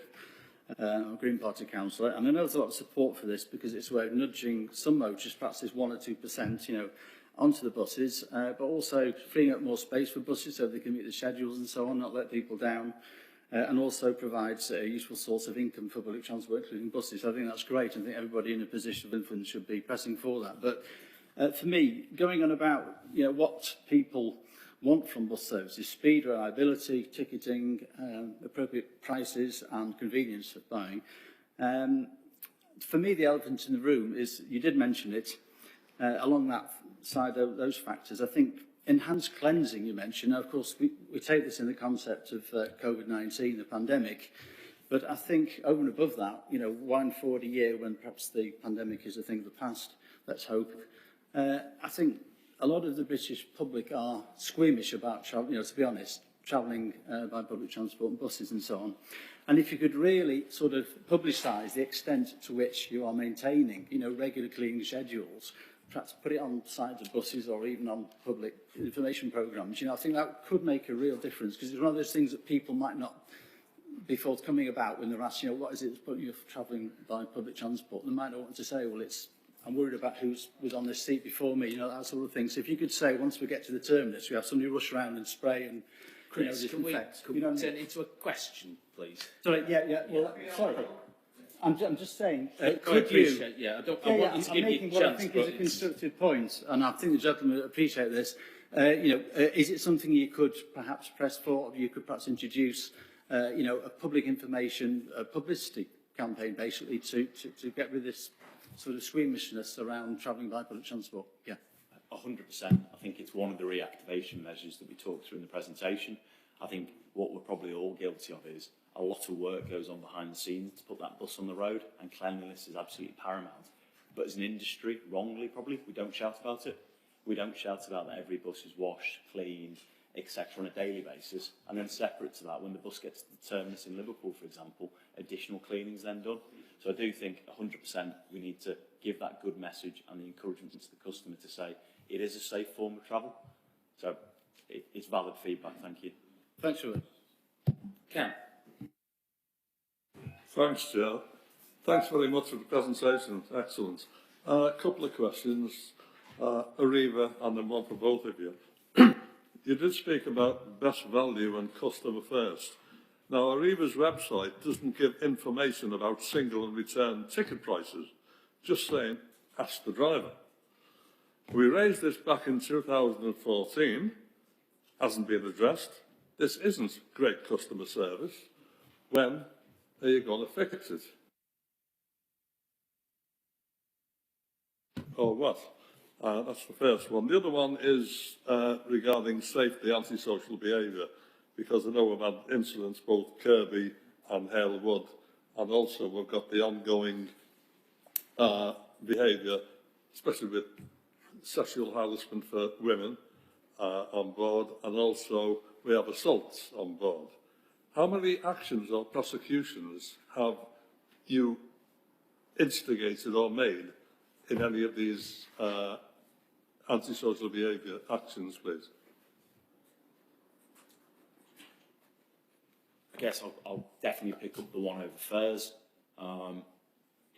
It's not right. We should be publicising what the flat fare is in Liverpool or the stage fares in with Holton. I think there's a very simple technological fix in order to do the flat fares. We are going through the process of getting all the stage fares uploaded onto the website and ultimately the app. Unfortunately, due to technical reasons, that's taking longer than we'd hope. 7 years.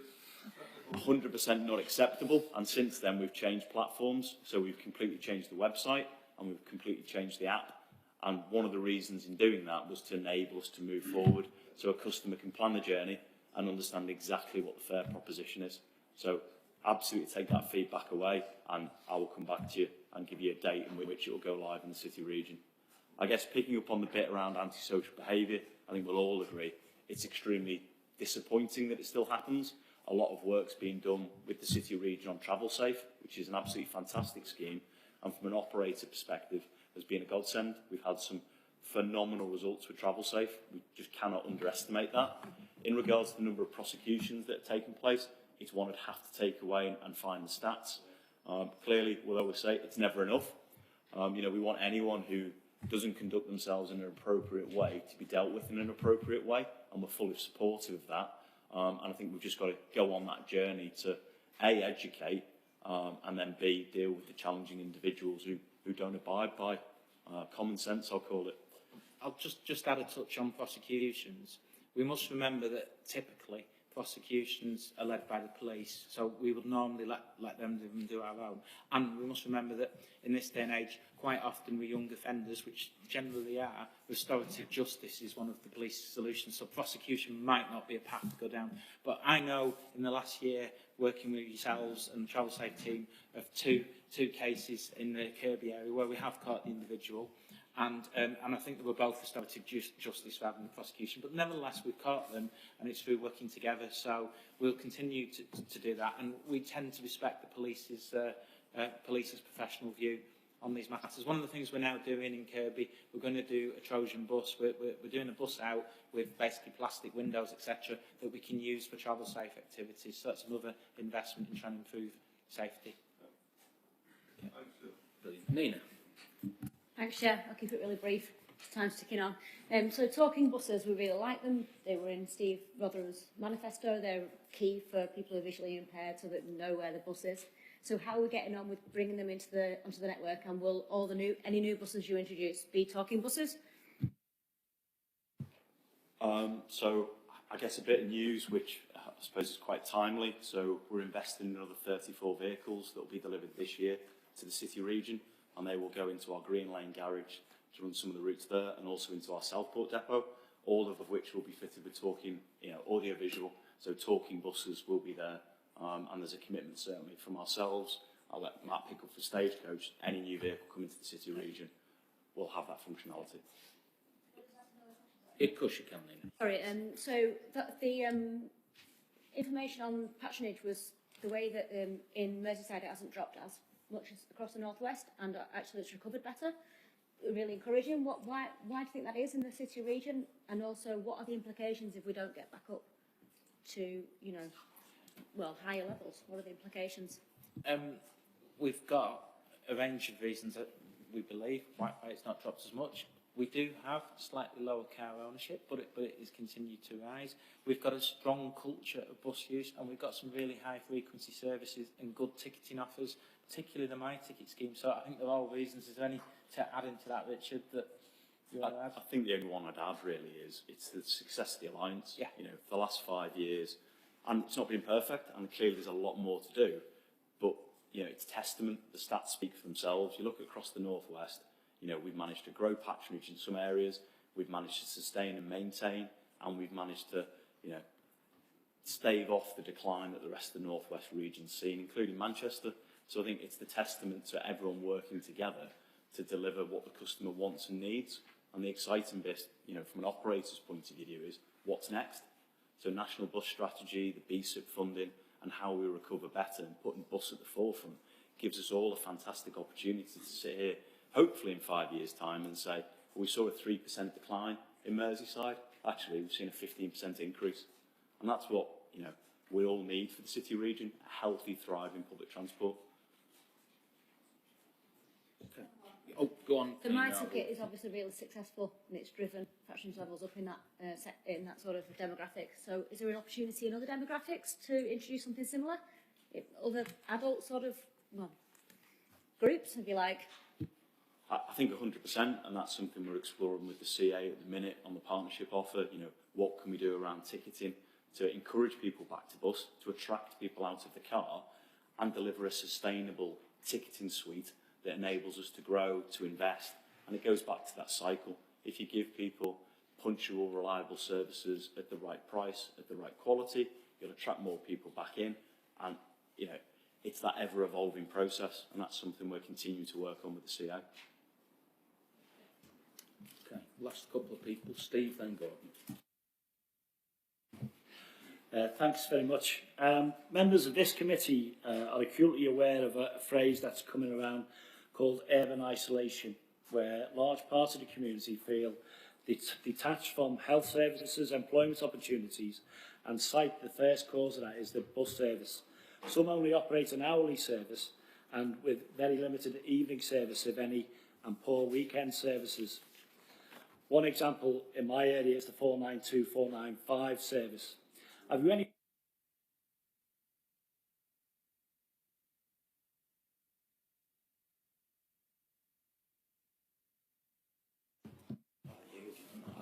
I think the answer is 100% yes. I think one of the integral parts of national bus strategy and the work that the Mayor's done within the City Region on the research and the big bus debate and building that better is about improving the span of the day, improving the frequencies. And I think there's two ways in which we can do this. We can do it where there's kickstart funding with government that says, actually, you know, we're enabled, let's give it a year, let's see if we can grow it, let's see if we can trial it. Or separately, there's a methodology in which we call creeping, where we look to put additional journeys on and allow the patronage to come, because it's got to be there to encourage people to come. But we've got to do that in a sustainable way. That's really important, certainly from our point of view, that it's got to be something that you can continue to grow and that helps stimulate the economy at the same time. So the 492, 495 is an excellent example where you're quite right, there's a limited span of the day. One of the hopes that would be over the next few months, as we develop what a partnership offering could look like, or as the CA develops what a franchise will look like, it's services like that that will be examined to say, is the opportunity to increase the span of the day and latterly the frequency. Yeah, I think Richard's answered it for me really. The national bus strategy and working together with the LCR on the plans for bus service improvement plan are the key way for us to improve the service hours. And they are in the vision for bus, of course, services from 5 in the morning through till midnight. It's basically about pump priming, as Richard said, or kick-starting. But if it is just we need one more journey, that's the sort of stuff that please come and tell us. You know, your first bus is 6, can you do one at 5:30? And we will look. That's what Richard, it's called creeping really. It's not a huge cost. We can try that stuff and see how it goes. But some of the bigger stuff, putting on the whole evening service, that is more of a challenge, and that's where some funding to help kickstart will come in. And what we really need to see is our leisure and evening economy return now, because that will help support some of the people who need the bus in the evening to get to work, because overall the whole network could be more viable. Thank you. Gordon, you're the last contributor. So you don't know what he's going to ask yet. Chair, I don't think they mind if it's the last one, to be honest. But I was looking at some facts, and one of the interesting one, of course, is that we're really keen in the future to see that we've got a really green bus network, and we've seen all the climate change things that are going on. So we looked in towards the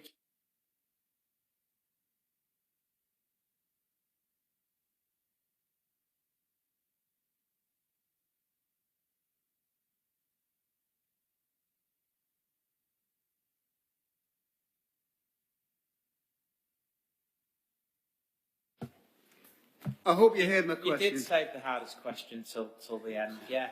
I can't give you a guarantee. I'll give you some commitments that we're making nationally as a group. And we've got a sustainability strategy, Stagecoach.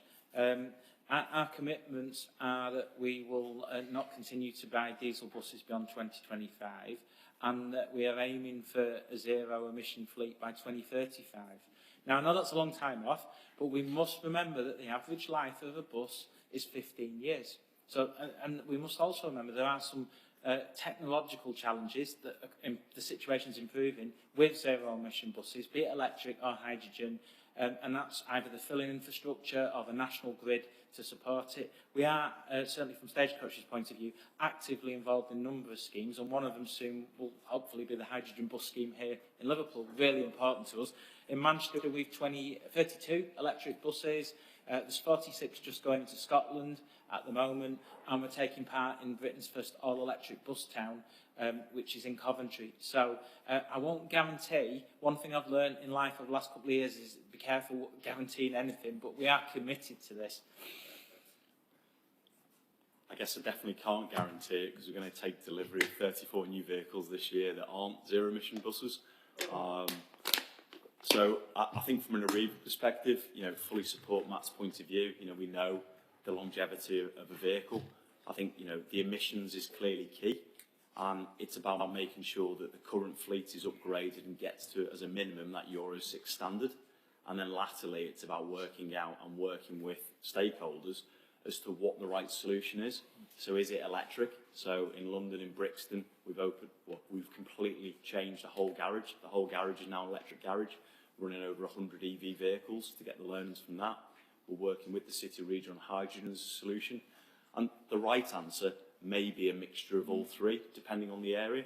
Now, clearly, with ZEV vehicles, becomes, at the minute, the increased cost of it, and hence why neither operator can sit here and give that commitment that every vehicle will purchase going forward will be at a reduced rate.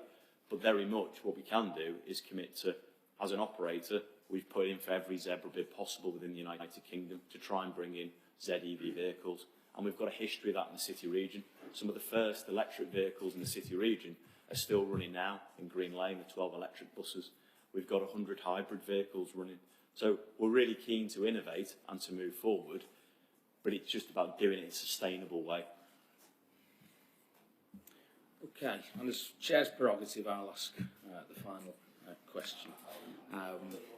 Because I think, certainly from all of our perspectives, one of our greatest priorities is actually delivering Steve Rotherham's manifesto, which at its heart is that London-style transport network. And when we think about what that means genuinely in terms of integration, one of the key aspects to that is that proper tap-on, tap-off, genuine smart ticketing approach, which you alluded to much in your proposal. But let's be very honest, gents, delivery of that historically has been patchy. Your own companies were part of a CPT declaration in 2014 that within 18 months you'd deliver smart ticketing, when actually what your companies delivered was electronic ticketing. It could take some contactless transactions, but it wasn't that actual kind of fair capped, fair price promise approach.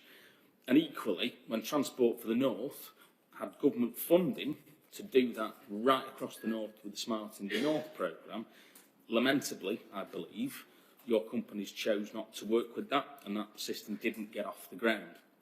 So my question, bluntly, is what has changed, and how are you proposing that you will deliver that tap-in, tap-out, fair capped, fair price promised, multimodal, multi-operator ticketing with the price that's actually right and much more affordable than it is today? I think it's a really good question. At the moment, we're in talks with colleagues within Merseytravel of what the solution is. So as an industry, they're looking at Project Coral as a project, which for those of you who don't know, is an operator and DFT-led project that looks in a way that can deliver that fair price promise and cascade across all local authorities and operators. So clearly both operators are part of that, but separately we're working with colleagues in the CA to look at a more local solution. That local solution looks to stage gate that, where we deliver something certainly in the next financial year that would be a tap and go solution, so there'd be no tap off in the City Region, initially via ITSO cards and Smart, and then latterly would integrate into fair price promise if you to use your contactless credit or debit card. And I guess we as an industry recognise that that's what the customer is asking for and want. The constraints are making sure the technology matches the demand and that we can deliver it. So it's an absolutely fair challenge. We're keen to do it. It's about making sure the technology is there. And in regards to pricing, again, part of the National Bus Strategy and so part of the Mayor's Manifesto is making sure that the fares are priced appropriately. And as operators, we're fully supportive of that. We want fares that are attractive to the customer, that are sustainable going forward, and that we can continue to grow the industry. So really keen, really supportive on that premise. I think Richard's probably sort of really covered the points I would make. What I'd just add that we've got a really good multi-operator ticketing platform here in the region that we can potentially rebrand, simplify and build on and use to get something out there quickly, locally, and that's what the focus is at the moment. Okay, look forward to seeing that as that comes forward in the future. I think that concludes this session.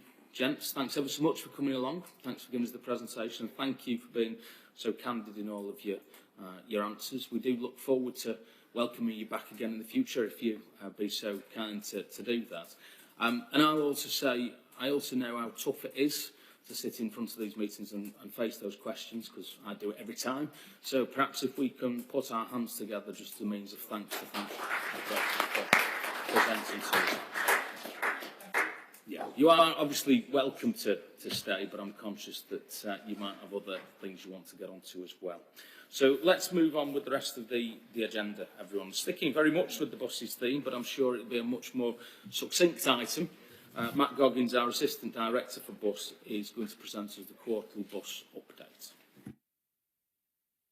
And whilst Matt's just taking his seat, I have been passed a note saying that for whatever reason, the microphones have been switching themselves off automatically after a few minutes. So it isn't anyone on the top table who's been deliberately playing games with whether people's microphones could be heard. So, Matt, over to you.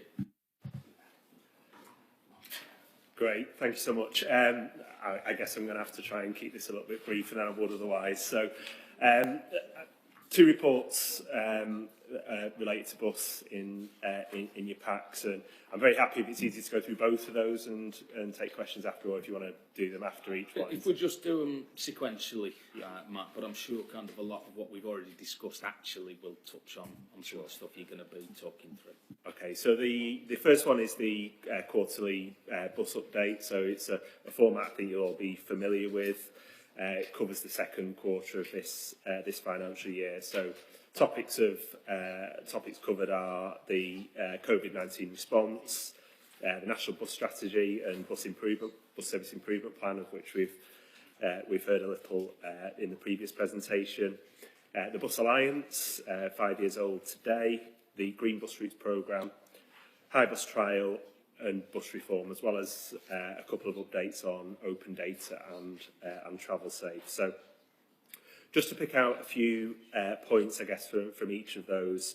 So firstly, in terms of COVID response, and as Richard and Matt touched upon, we've been working very closely with operators over 18 months or more on this and continue to do so. Richard and Matt talked in detail about where things like patronage levels are. So over the summer, those have been in the kind of 65 to 70% region, and encouraging growth in the last kind of couple of weeks since particularly the return to schools.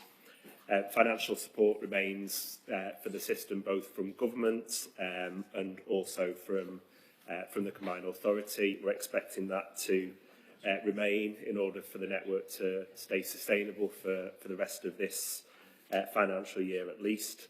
The network's operating largely now at pre-pandemic levels in terms of service provision, and we've heard obviously again in the previous presentation that the mandatory wearing of face coverings now isn't law. So we're still strongly encouraging the use, but the removal of that as a legal requirement has unfortunately led to reductions in usage and compliance. I'll cover the National Bus Strategy and Bus Service Improvement Plan in more detail in the next report, but that's referred to briefly in this one. In terms of the Bus Alliance, so the main update, I think, just to give there is the fact that we've agreed this year's business and investment plan. That should be attached as an appendix to the report. And obviously our priority really is ensuring sustainability of the network as much as possible, and that focus on confidence, passenger confidence, and COVID response. So those themes really kind of go through the work of the Alliance at the moment.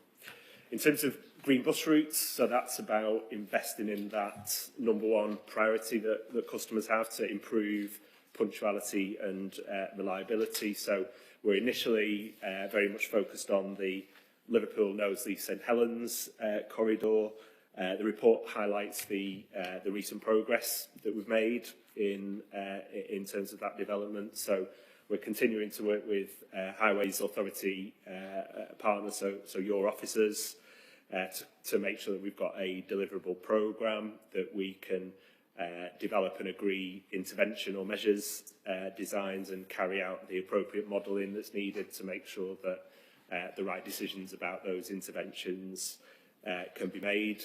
We've also begun now to develop proposals on a similar basis for the 53 and the 86 routes, and look forward to briefing you in the future about how those are both being developed.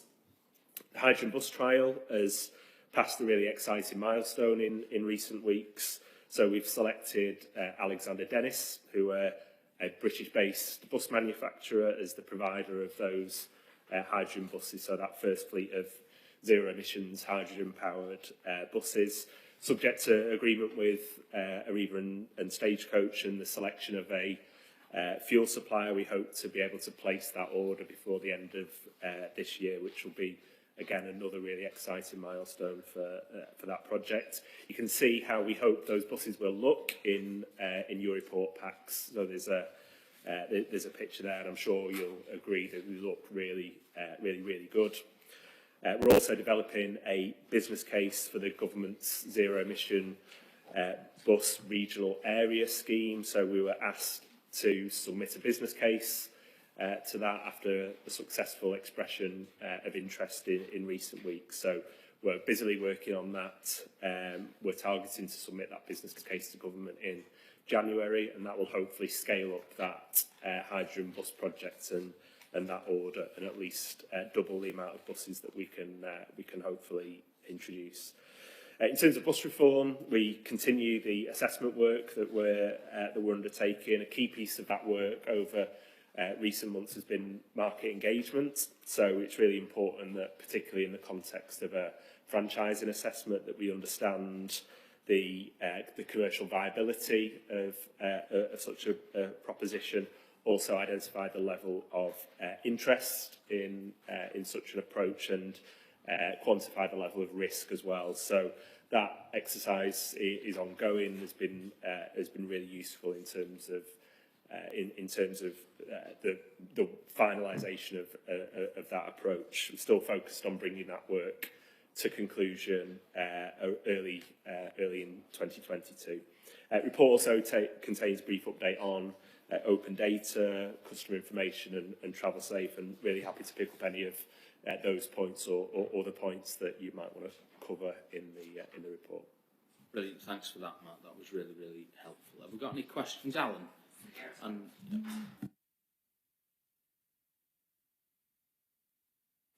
yes, thank you for that report. The 10A and 10 going to St Helens, 351. You say you will put the order in later this year. When are you thinking they may be delivered? That is one. The work to select a fuel supplier, fair enough, and fuel delivery solution. What did you mean by a fuel delivery solution?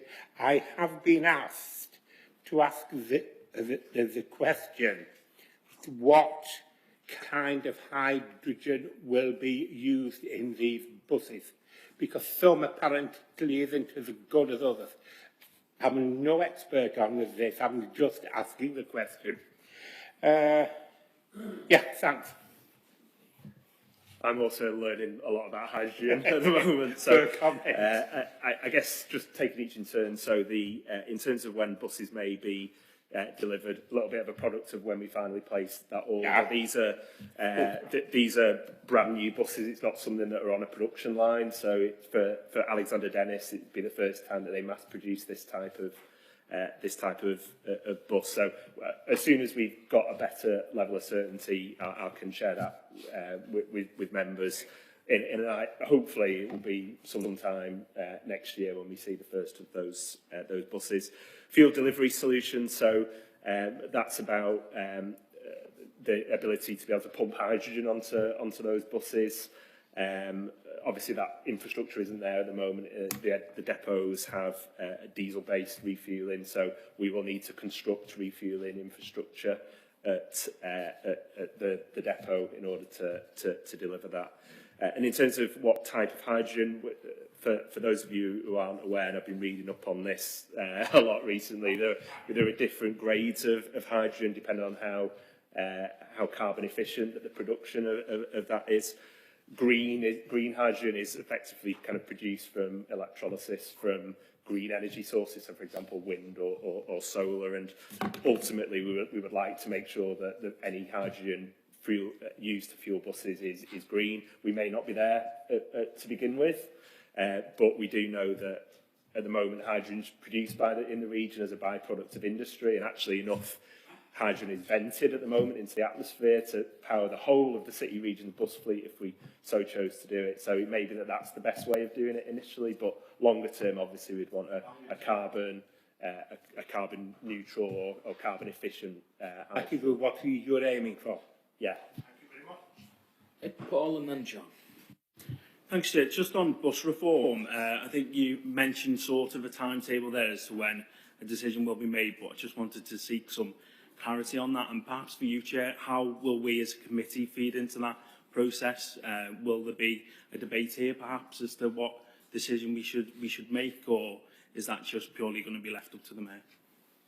I think before I bring Matt in, I'll just clarify that the actual Bus Services Act 2017 means that the final decision actually rests with the Metro Mayor. That's the law of the land. But I also know that Steve is very, very conscious of the need to kind of involve everyone in that conversation. So yes, when we get to a point that business cases have been done and we move forward into those other stages, then I would expect it to come to the committee at that stage, yes. But I will defer to much more informed and detailed opinion than my own. To be honest, I don't think there's much more to add to that. We're intending to kind of, as I said, try and bring this to a conclusion early next year, and obviously how that kind of flows through the Transport Committee and the Combined Authority, that will be heavily influenced by the Chair and by the Metro Mayor. John and then Anthony. Thanks, Chair. Thanks for your report, Matt. Mine's fun enough to do with 3.5, but I'm coming at it from a slightly different angle. We've commissioned these 20 buses from Alexander Dennis, and obviously they're coming on stream sometime next year. There's no indicative cost there. I don't need to know, to the last penny how much these are going to cost, Matt, but I just sort of like a ballpark figure of how much per bus they're actually going to cost. And the second question is about the zebra there. Within the project for moving from 20 to 43, the hydrogen refuel and depot upgrades, when will we...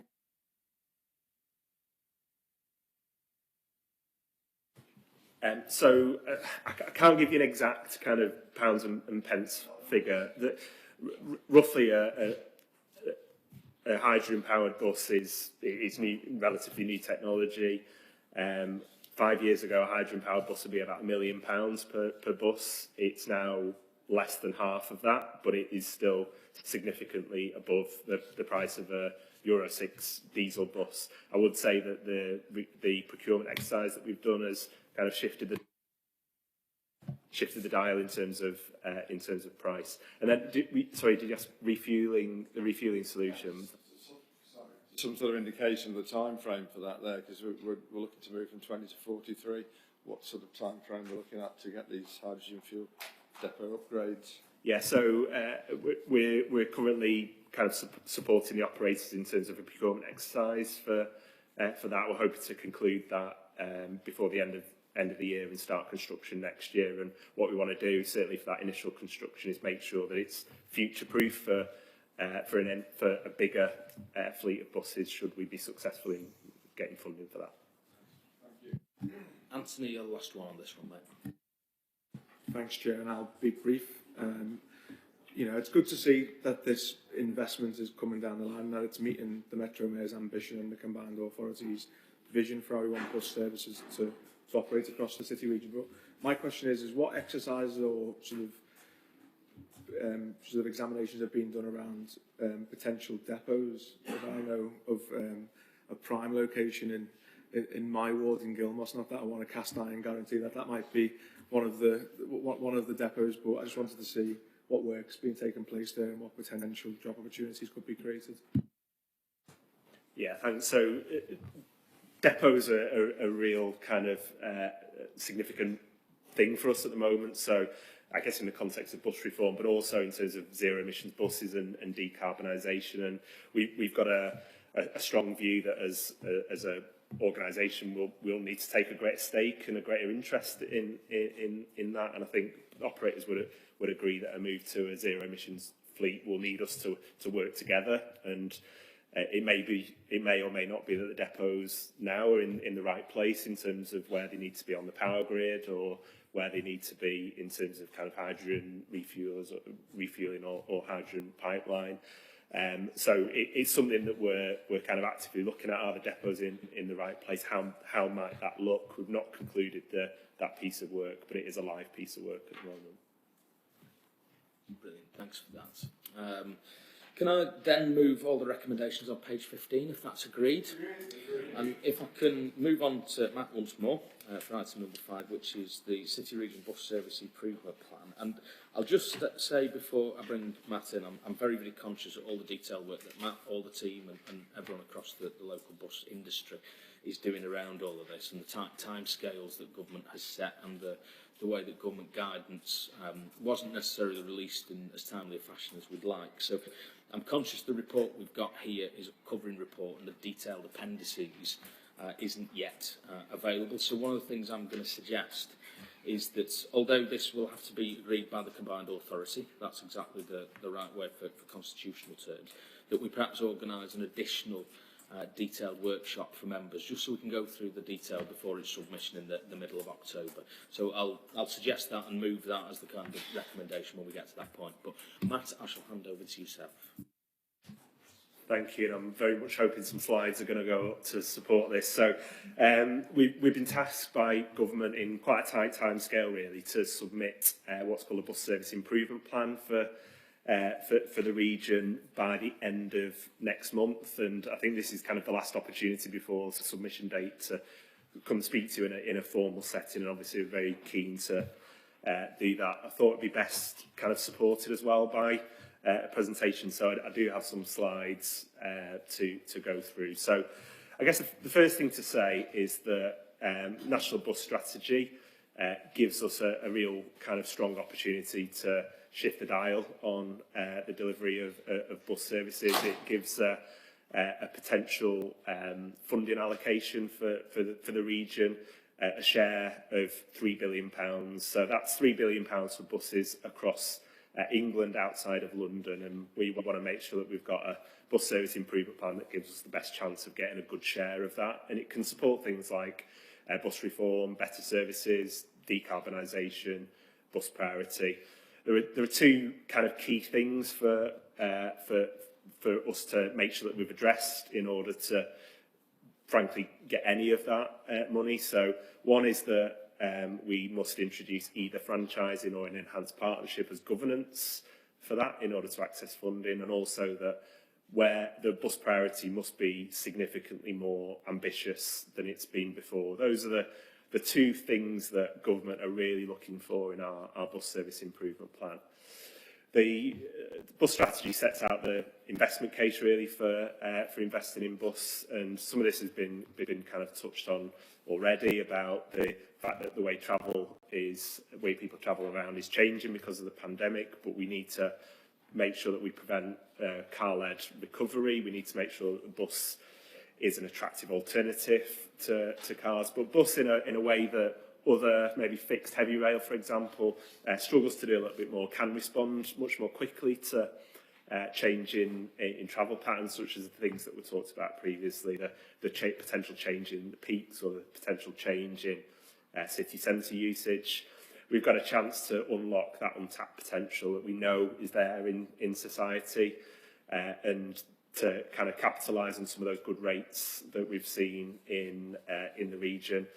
Buses must play a role in net zero carbon plans, and that is, as well as decarbonising the fleet, it is making sure that we've got real strong modal shift from private car to bus. That's the most critical element. And also when the public sector invests in buses, it gets a really strong return. So BCRs, the average of, if you average out bus schemes across the UK, the return on investment is a really strong one. What it means for the region, well, I think firstly it's the potential for the biggest ever single investment in buses in the region. That's a really exciting place to be, particularly at the moment. It focuses the need to make sure that we conclude the assessment work that we're doing around franchising and enhanced partnership. It means the application that I talked about in terms of the potential to expand that hydrogen bus fleet up to 40 buses. And then kind of key things highlighted there in bold, so faster and more reliable buses. That means greater priority for buses on the road network, better enforcement of traffic, and potential for what we call bus rapid transit. Better resident experience. Well, we've touched on ticketing and fares quite a lot already. It means better information, and also a consistent and local branding of bus services in the way that Merseyrail has been so successful locally. A similar principle for bus, more integrated, and really kind of pleased to hear that that's very much on the agenda of people here. Integrated bus and rail services, high quality infrastructure to support that, and essentially where we have schemes that might move buses further away from trains, we need to not do those.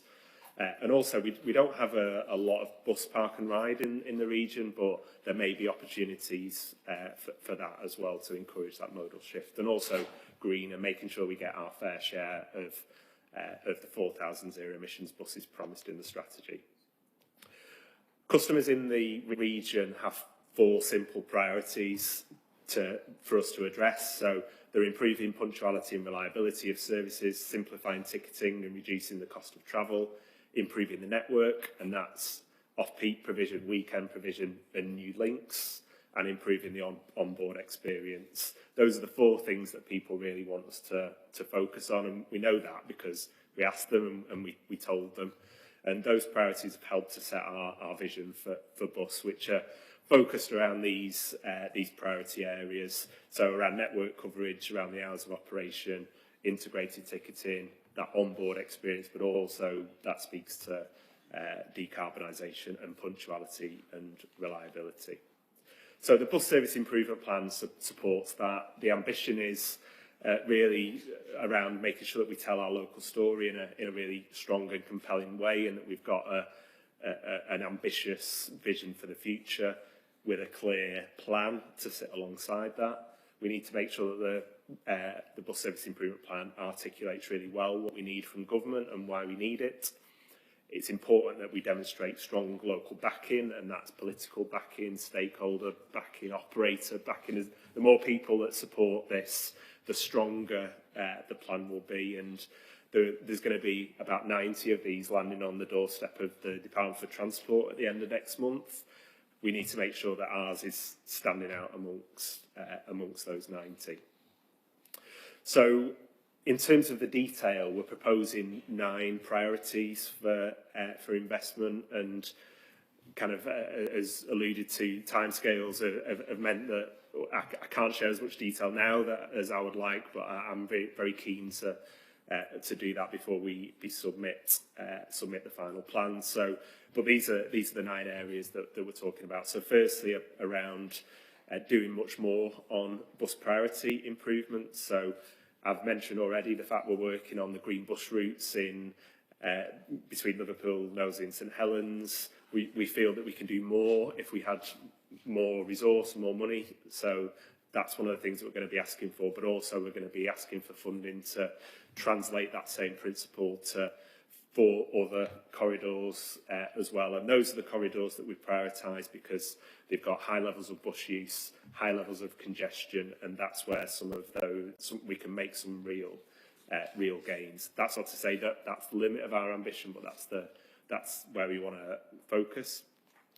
Secondly, it will be network enhancement. So that really comes in 2 blocks. One is around kind of having what we hold and sustaining the network that we've got now, and that's going to be a real challenge, particularly as we go beyond next April. So we want to do that. We want to secure the network, but we also want to enhance it. So we want to make sure that we're addressing some of the challenges around connectivity that are there, around some of that kind of off-peak provision, maybe early morning, evening and weekend provision.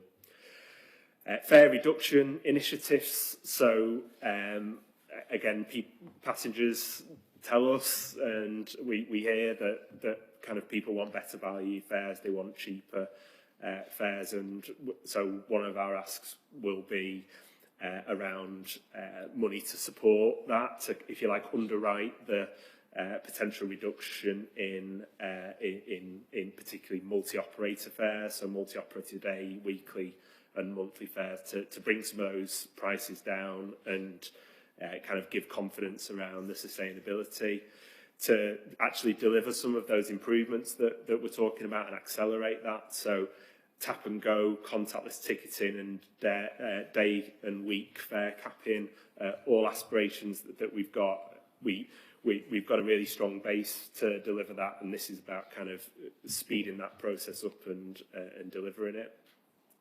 Decarbonisation, so again, scaling up the delivery of and deployment of zero emissions buses, building on that project that we've set out already, and we want to obviously expand that fleet, but also look beyond that, and what does potentially a depot conversion look like, and what does that long-term trajectory of zero emissions look like. Bus rapid transit is a very interesting concept. So that's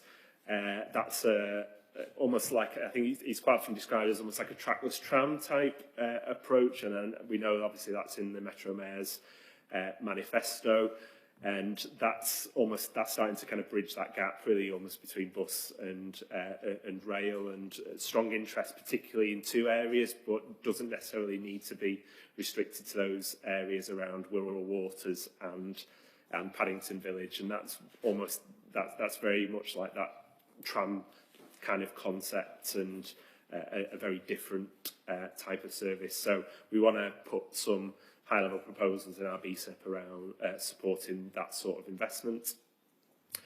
Branding and identity, so the Metro brand is something that's starting to appear more on our transport network. It's on the smart cards, for example, and it's on the hydrogen buses, which you'll see in your packs, and we think there's an opportunity through the bus service improvement plan to accelerate that, again with operator agreement and support, and create that really strong transport identity that's there in London, for example, and we've got that opportunity to do that here.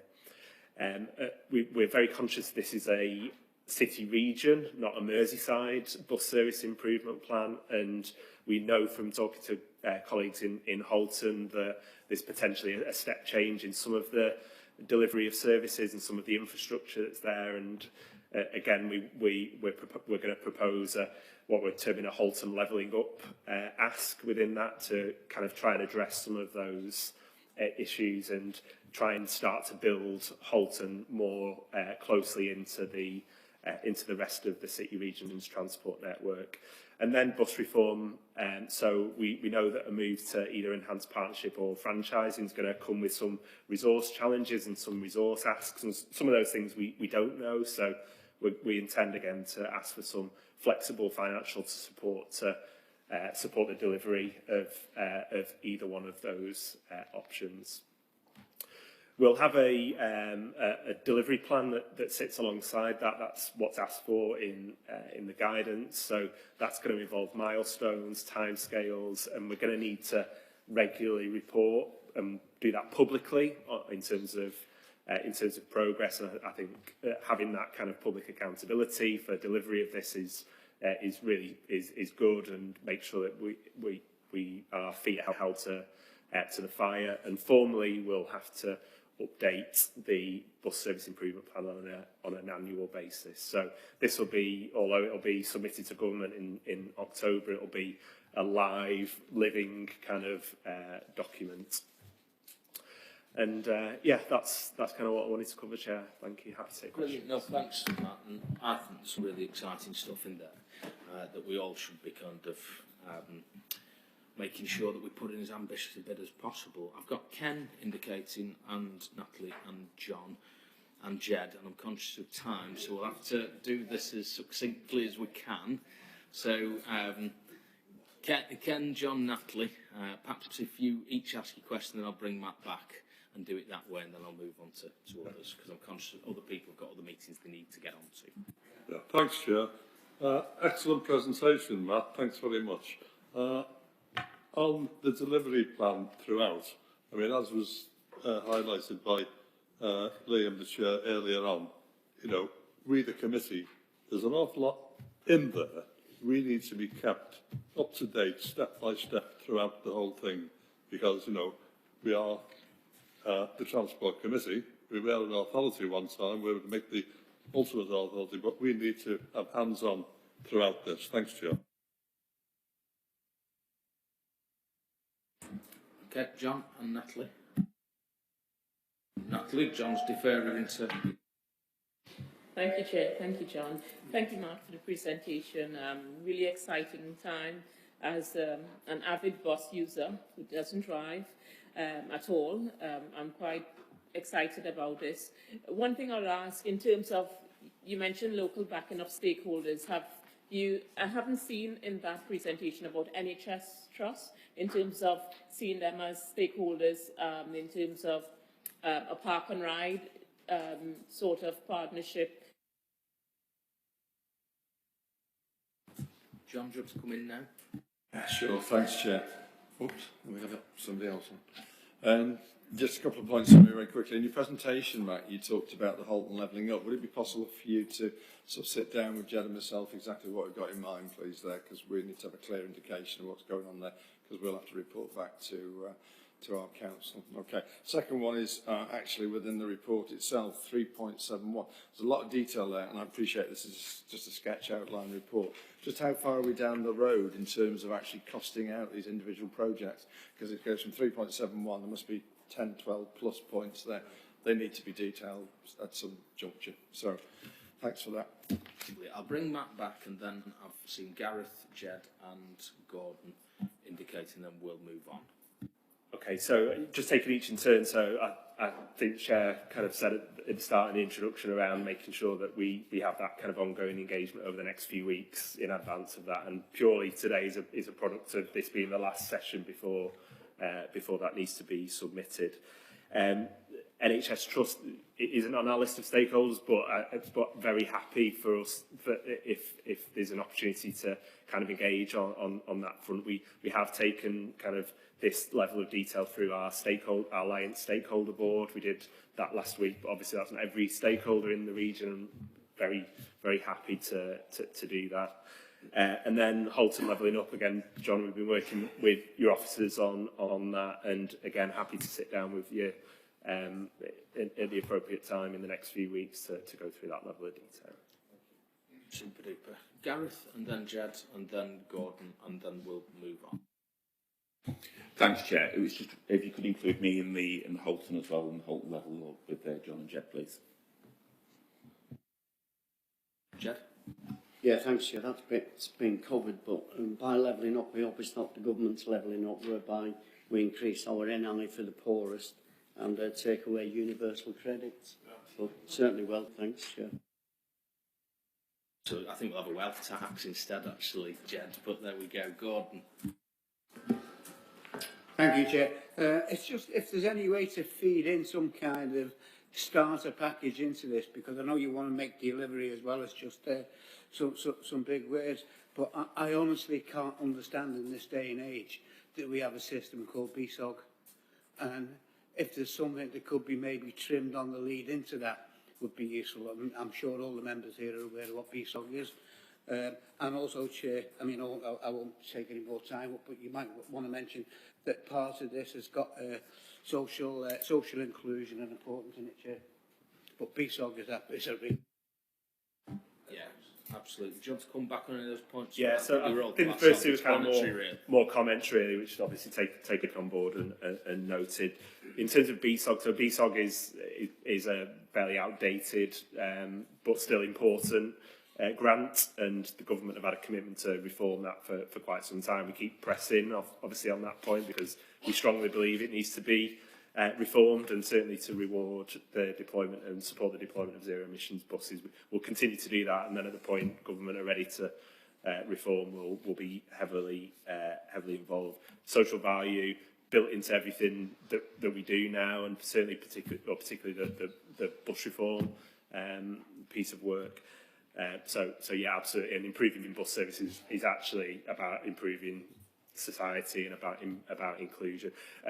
I didn't answer John's question fully. I just realised. So in terms of the costings and the level of costings, so we are building that. There are some things that without them we wouldn't be able to put a price to them. So we're starting to build that up. And what I would like is to make sure that I present to you and present to government a really strong and ambitious ask there. On some of those, particularly the operational type costings, which are around things like ticketing and fares, yeah. Okay, excellent. Can I thus move the recommendations on page 25 of the report with that addition that we will set up? We'll have to be virtual because of COVID, but we will set up that detailed workshop to go through the final document before we end up submitting it in around about the middle of October. So if all of that is agreed, seconded, thank you very much, Gordon. Thanks. Okay, from buses to boats, item number 7. We've got Gary Evans is going to be taking us through the Mersey Ferries update, and obviously we did previously have a presentation before the meeting, so I'm sure this will be reasonably straightforward for us to get through, because I'm hoping we can finish certainly before 4:30, because I know people have got to get up. So.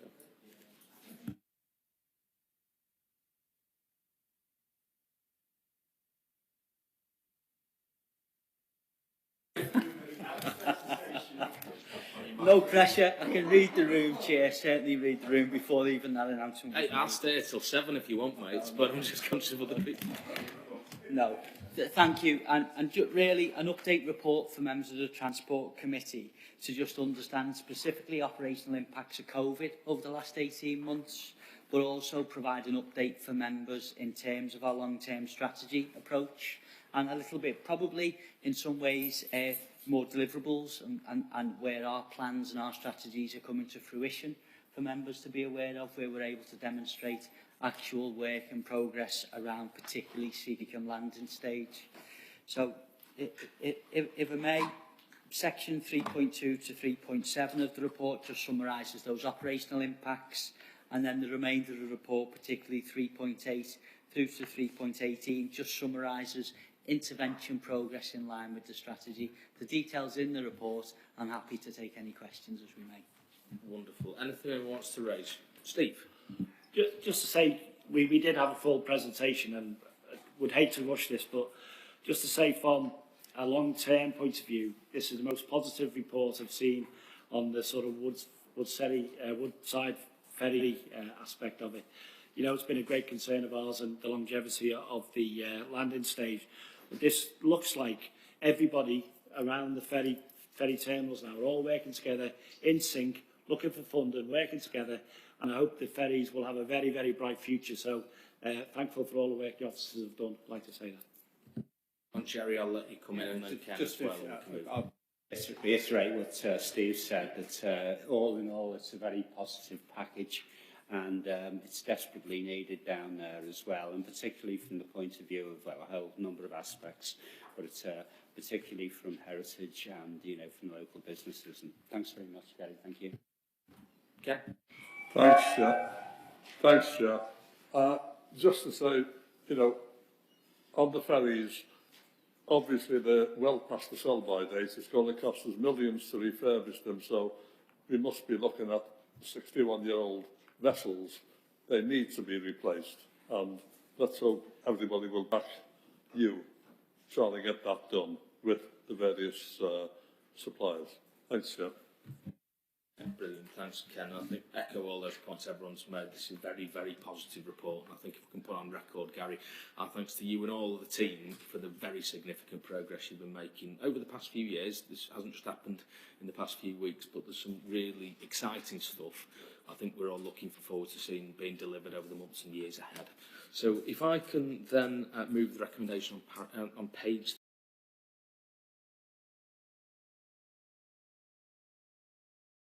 31 of the report, if that's agreed. And the final report of the day, John is going to take us through the financial performance report from April to July of this year. John. Thank you, Chair, members.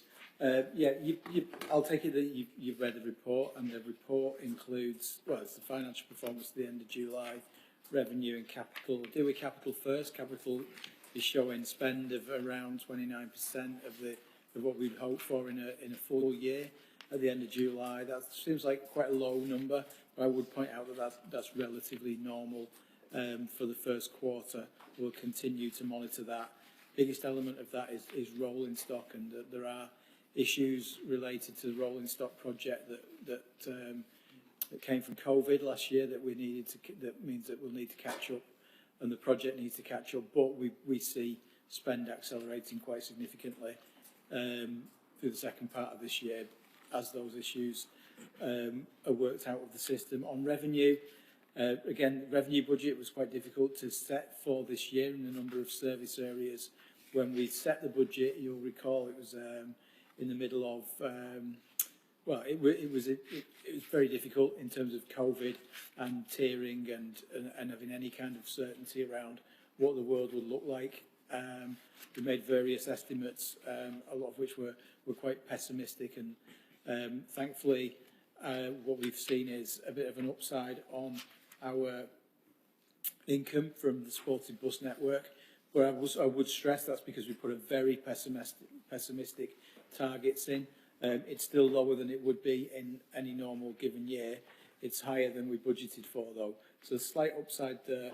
There are other ups and downs, I guess, in terms of variances around particularly concessionary travel and ferries, and bits on other services as well. But I do need to stress, and it's in the report, there remain some really significant open risks at the moment, and those are seen in particularly Gary's just mentioned them, but and the Beatles story, but also any elements of public transport. We're still not out of the woods yet, are we? It's basically, I think I'll summarise it quickly. I'll stop presenting now and just leave that open for questions in the interest of brevity. Lovely, thanks, John. Any questions or comments? Steve? Yes, Chair. Just obviously the revenue looks healthy, 3.4 million favourable variance. However, I am aware that we have made a commitment, and the Metro Mayor's made a commitment to a mid-term budget review, because as you know, as John's tried to explain, we set this budget in very difficult times, so we made some pessimistic forecasts, we may have made some wrong forecasts, so we need to review where we are. So this picture could change quite dramatically given that mid-term review. The point I want to raise is on 3.8, where we talk about the Mersey Electric looking for some compensation under the no net gain, no net loss clause. Now, it says within the report that this is the only franchised rail system in the country that has not received a single penny in government subsidy, not a single penny. And I think that is bizarre. Now, if that is based on the fact that MEL didn't apply or didn't think they were in the same situation as someone else, to then say, well, we're now trying to recoup some of those losses, and then the implication is they're going to put the emphasis on us to bail them out. Well, surely they should have had the same bailouts of it as everyone else. We heard how the bus companies received large amounts of public money. It indicates that they're saying that operating, isn't good. So we'll come to you for more money. Well, why didn't we go for the government for more money in the first place? So I want to reignite that debate. I want our officers to get MEL to go down to government and say, look, we may have got it wrong, but we haven't had anything back, and we are operating in difficult circumstances. That should be the first port of call. I'd like to reignite that debate. But by and large, it's far better to have a healthy balance, because I know other authorities around aren't in that position. But it is very much couched with caution, as we say every time, and the picture could change dramatically, so just members need to be aware of that. Thank you, Chair. Thanks, Steve. John, do you want to respond to any of those points? Or? No? Okay. We'll take that as... Take it back, obviously. Take it as read. Ken? Just to be excessively pedantic, Chairman, on page 50, we've got Kirby Park and Ride. There's no K, so it's obviously, is that West Kirby? Or is it Kirby with a K? Sorry, man. It's okay. John, do you want to answer that? I'm pretty sure it's Kirby with a K and Knowsley with a K. I'm pretty sure it's a typo, yes. But no, very important point, though. We need to get these things right all the time, don't we? If there is no further indication, can I move the recommendation that happens to be on page 37 of the report, if that's agreed? Okay, item 9 is a public question we've had, and I think Lisa's going to read this out quickly, and I'll respond quickly. Okay. Thank you, Chair. We've received a question from a Mr. David Williams, and it has been circulated to members of the committee. Given the return to offices that is being encouraged, can something be done about the lack of bus stops serving North Liverpool since their removal in January 2021 during the peak of the pandemic? Workers now have only one stop to get home from, despite many services still driving along Dale Street and Victoria Street, but there are no stops to pick up. Workers travelling to South Liverpool or Wirral are far better served, and it's not good just saying to get connecting buses while trying to minimise passenger risk with the pandemic still on. Thank you. Thanks, Lisa. I'm not going to read out the full response, but needless to say, a lot of this concerns Liverpool City Council's connectivity scheme in the city centre. But obviously, as kind of people are returning back to work post-COVID, there is a commitment to review that scheme, how kind of it affects people commuting in and out of the city centre and beyond. So Mr Williams will get a detailed response within the next 10 days, and can I thank him for taking the time to actually kind of bring that question to today's committee. Item 10, petitions and statements. There aren't any. Item number 11, any urgent business approved by myself. There isn't a report, but I will just flag that we were hoping to have a report about the Liverpool City Region Combined Authorities corporate plan today. Has been agreed by the CA, but it still has to go through some officer mechanisms. So we'll get that report in November, but we will also email the corporate plan around to everyone in the meantime. That very much concludes today's business. I know it's been a long meeting, but a necessary and important one, I think. And I look forward to seeing you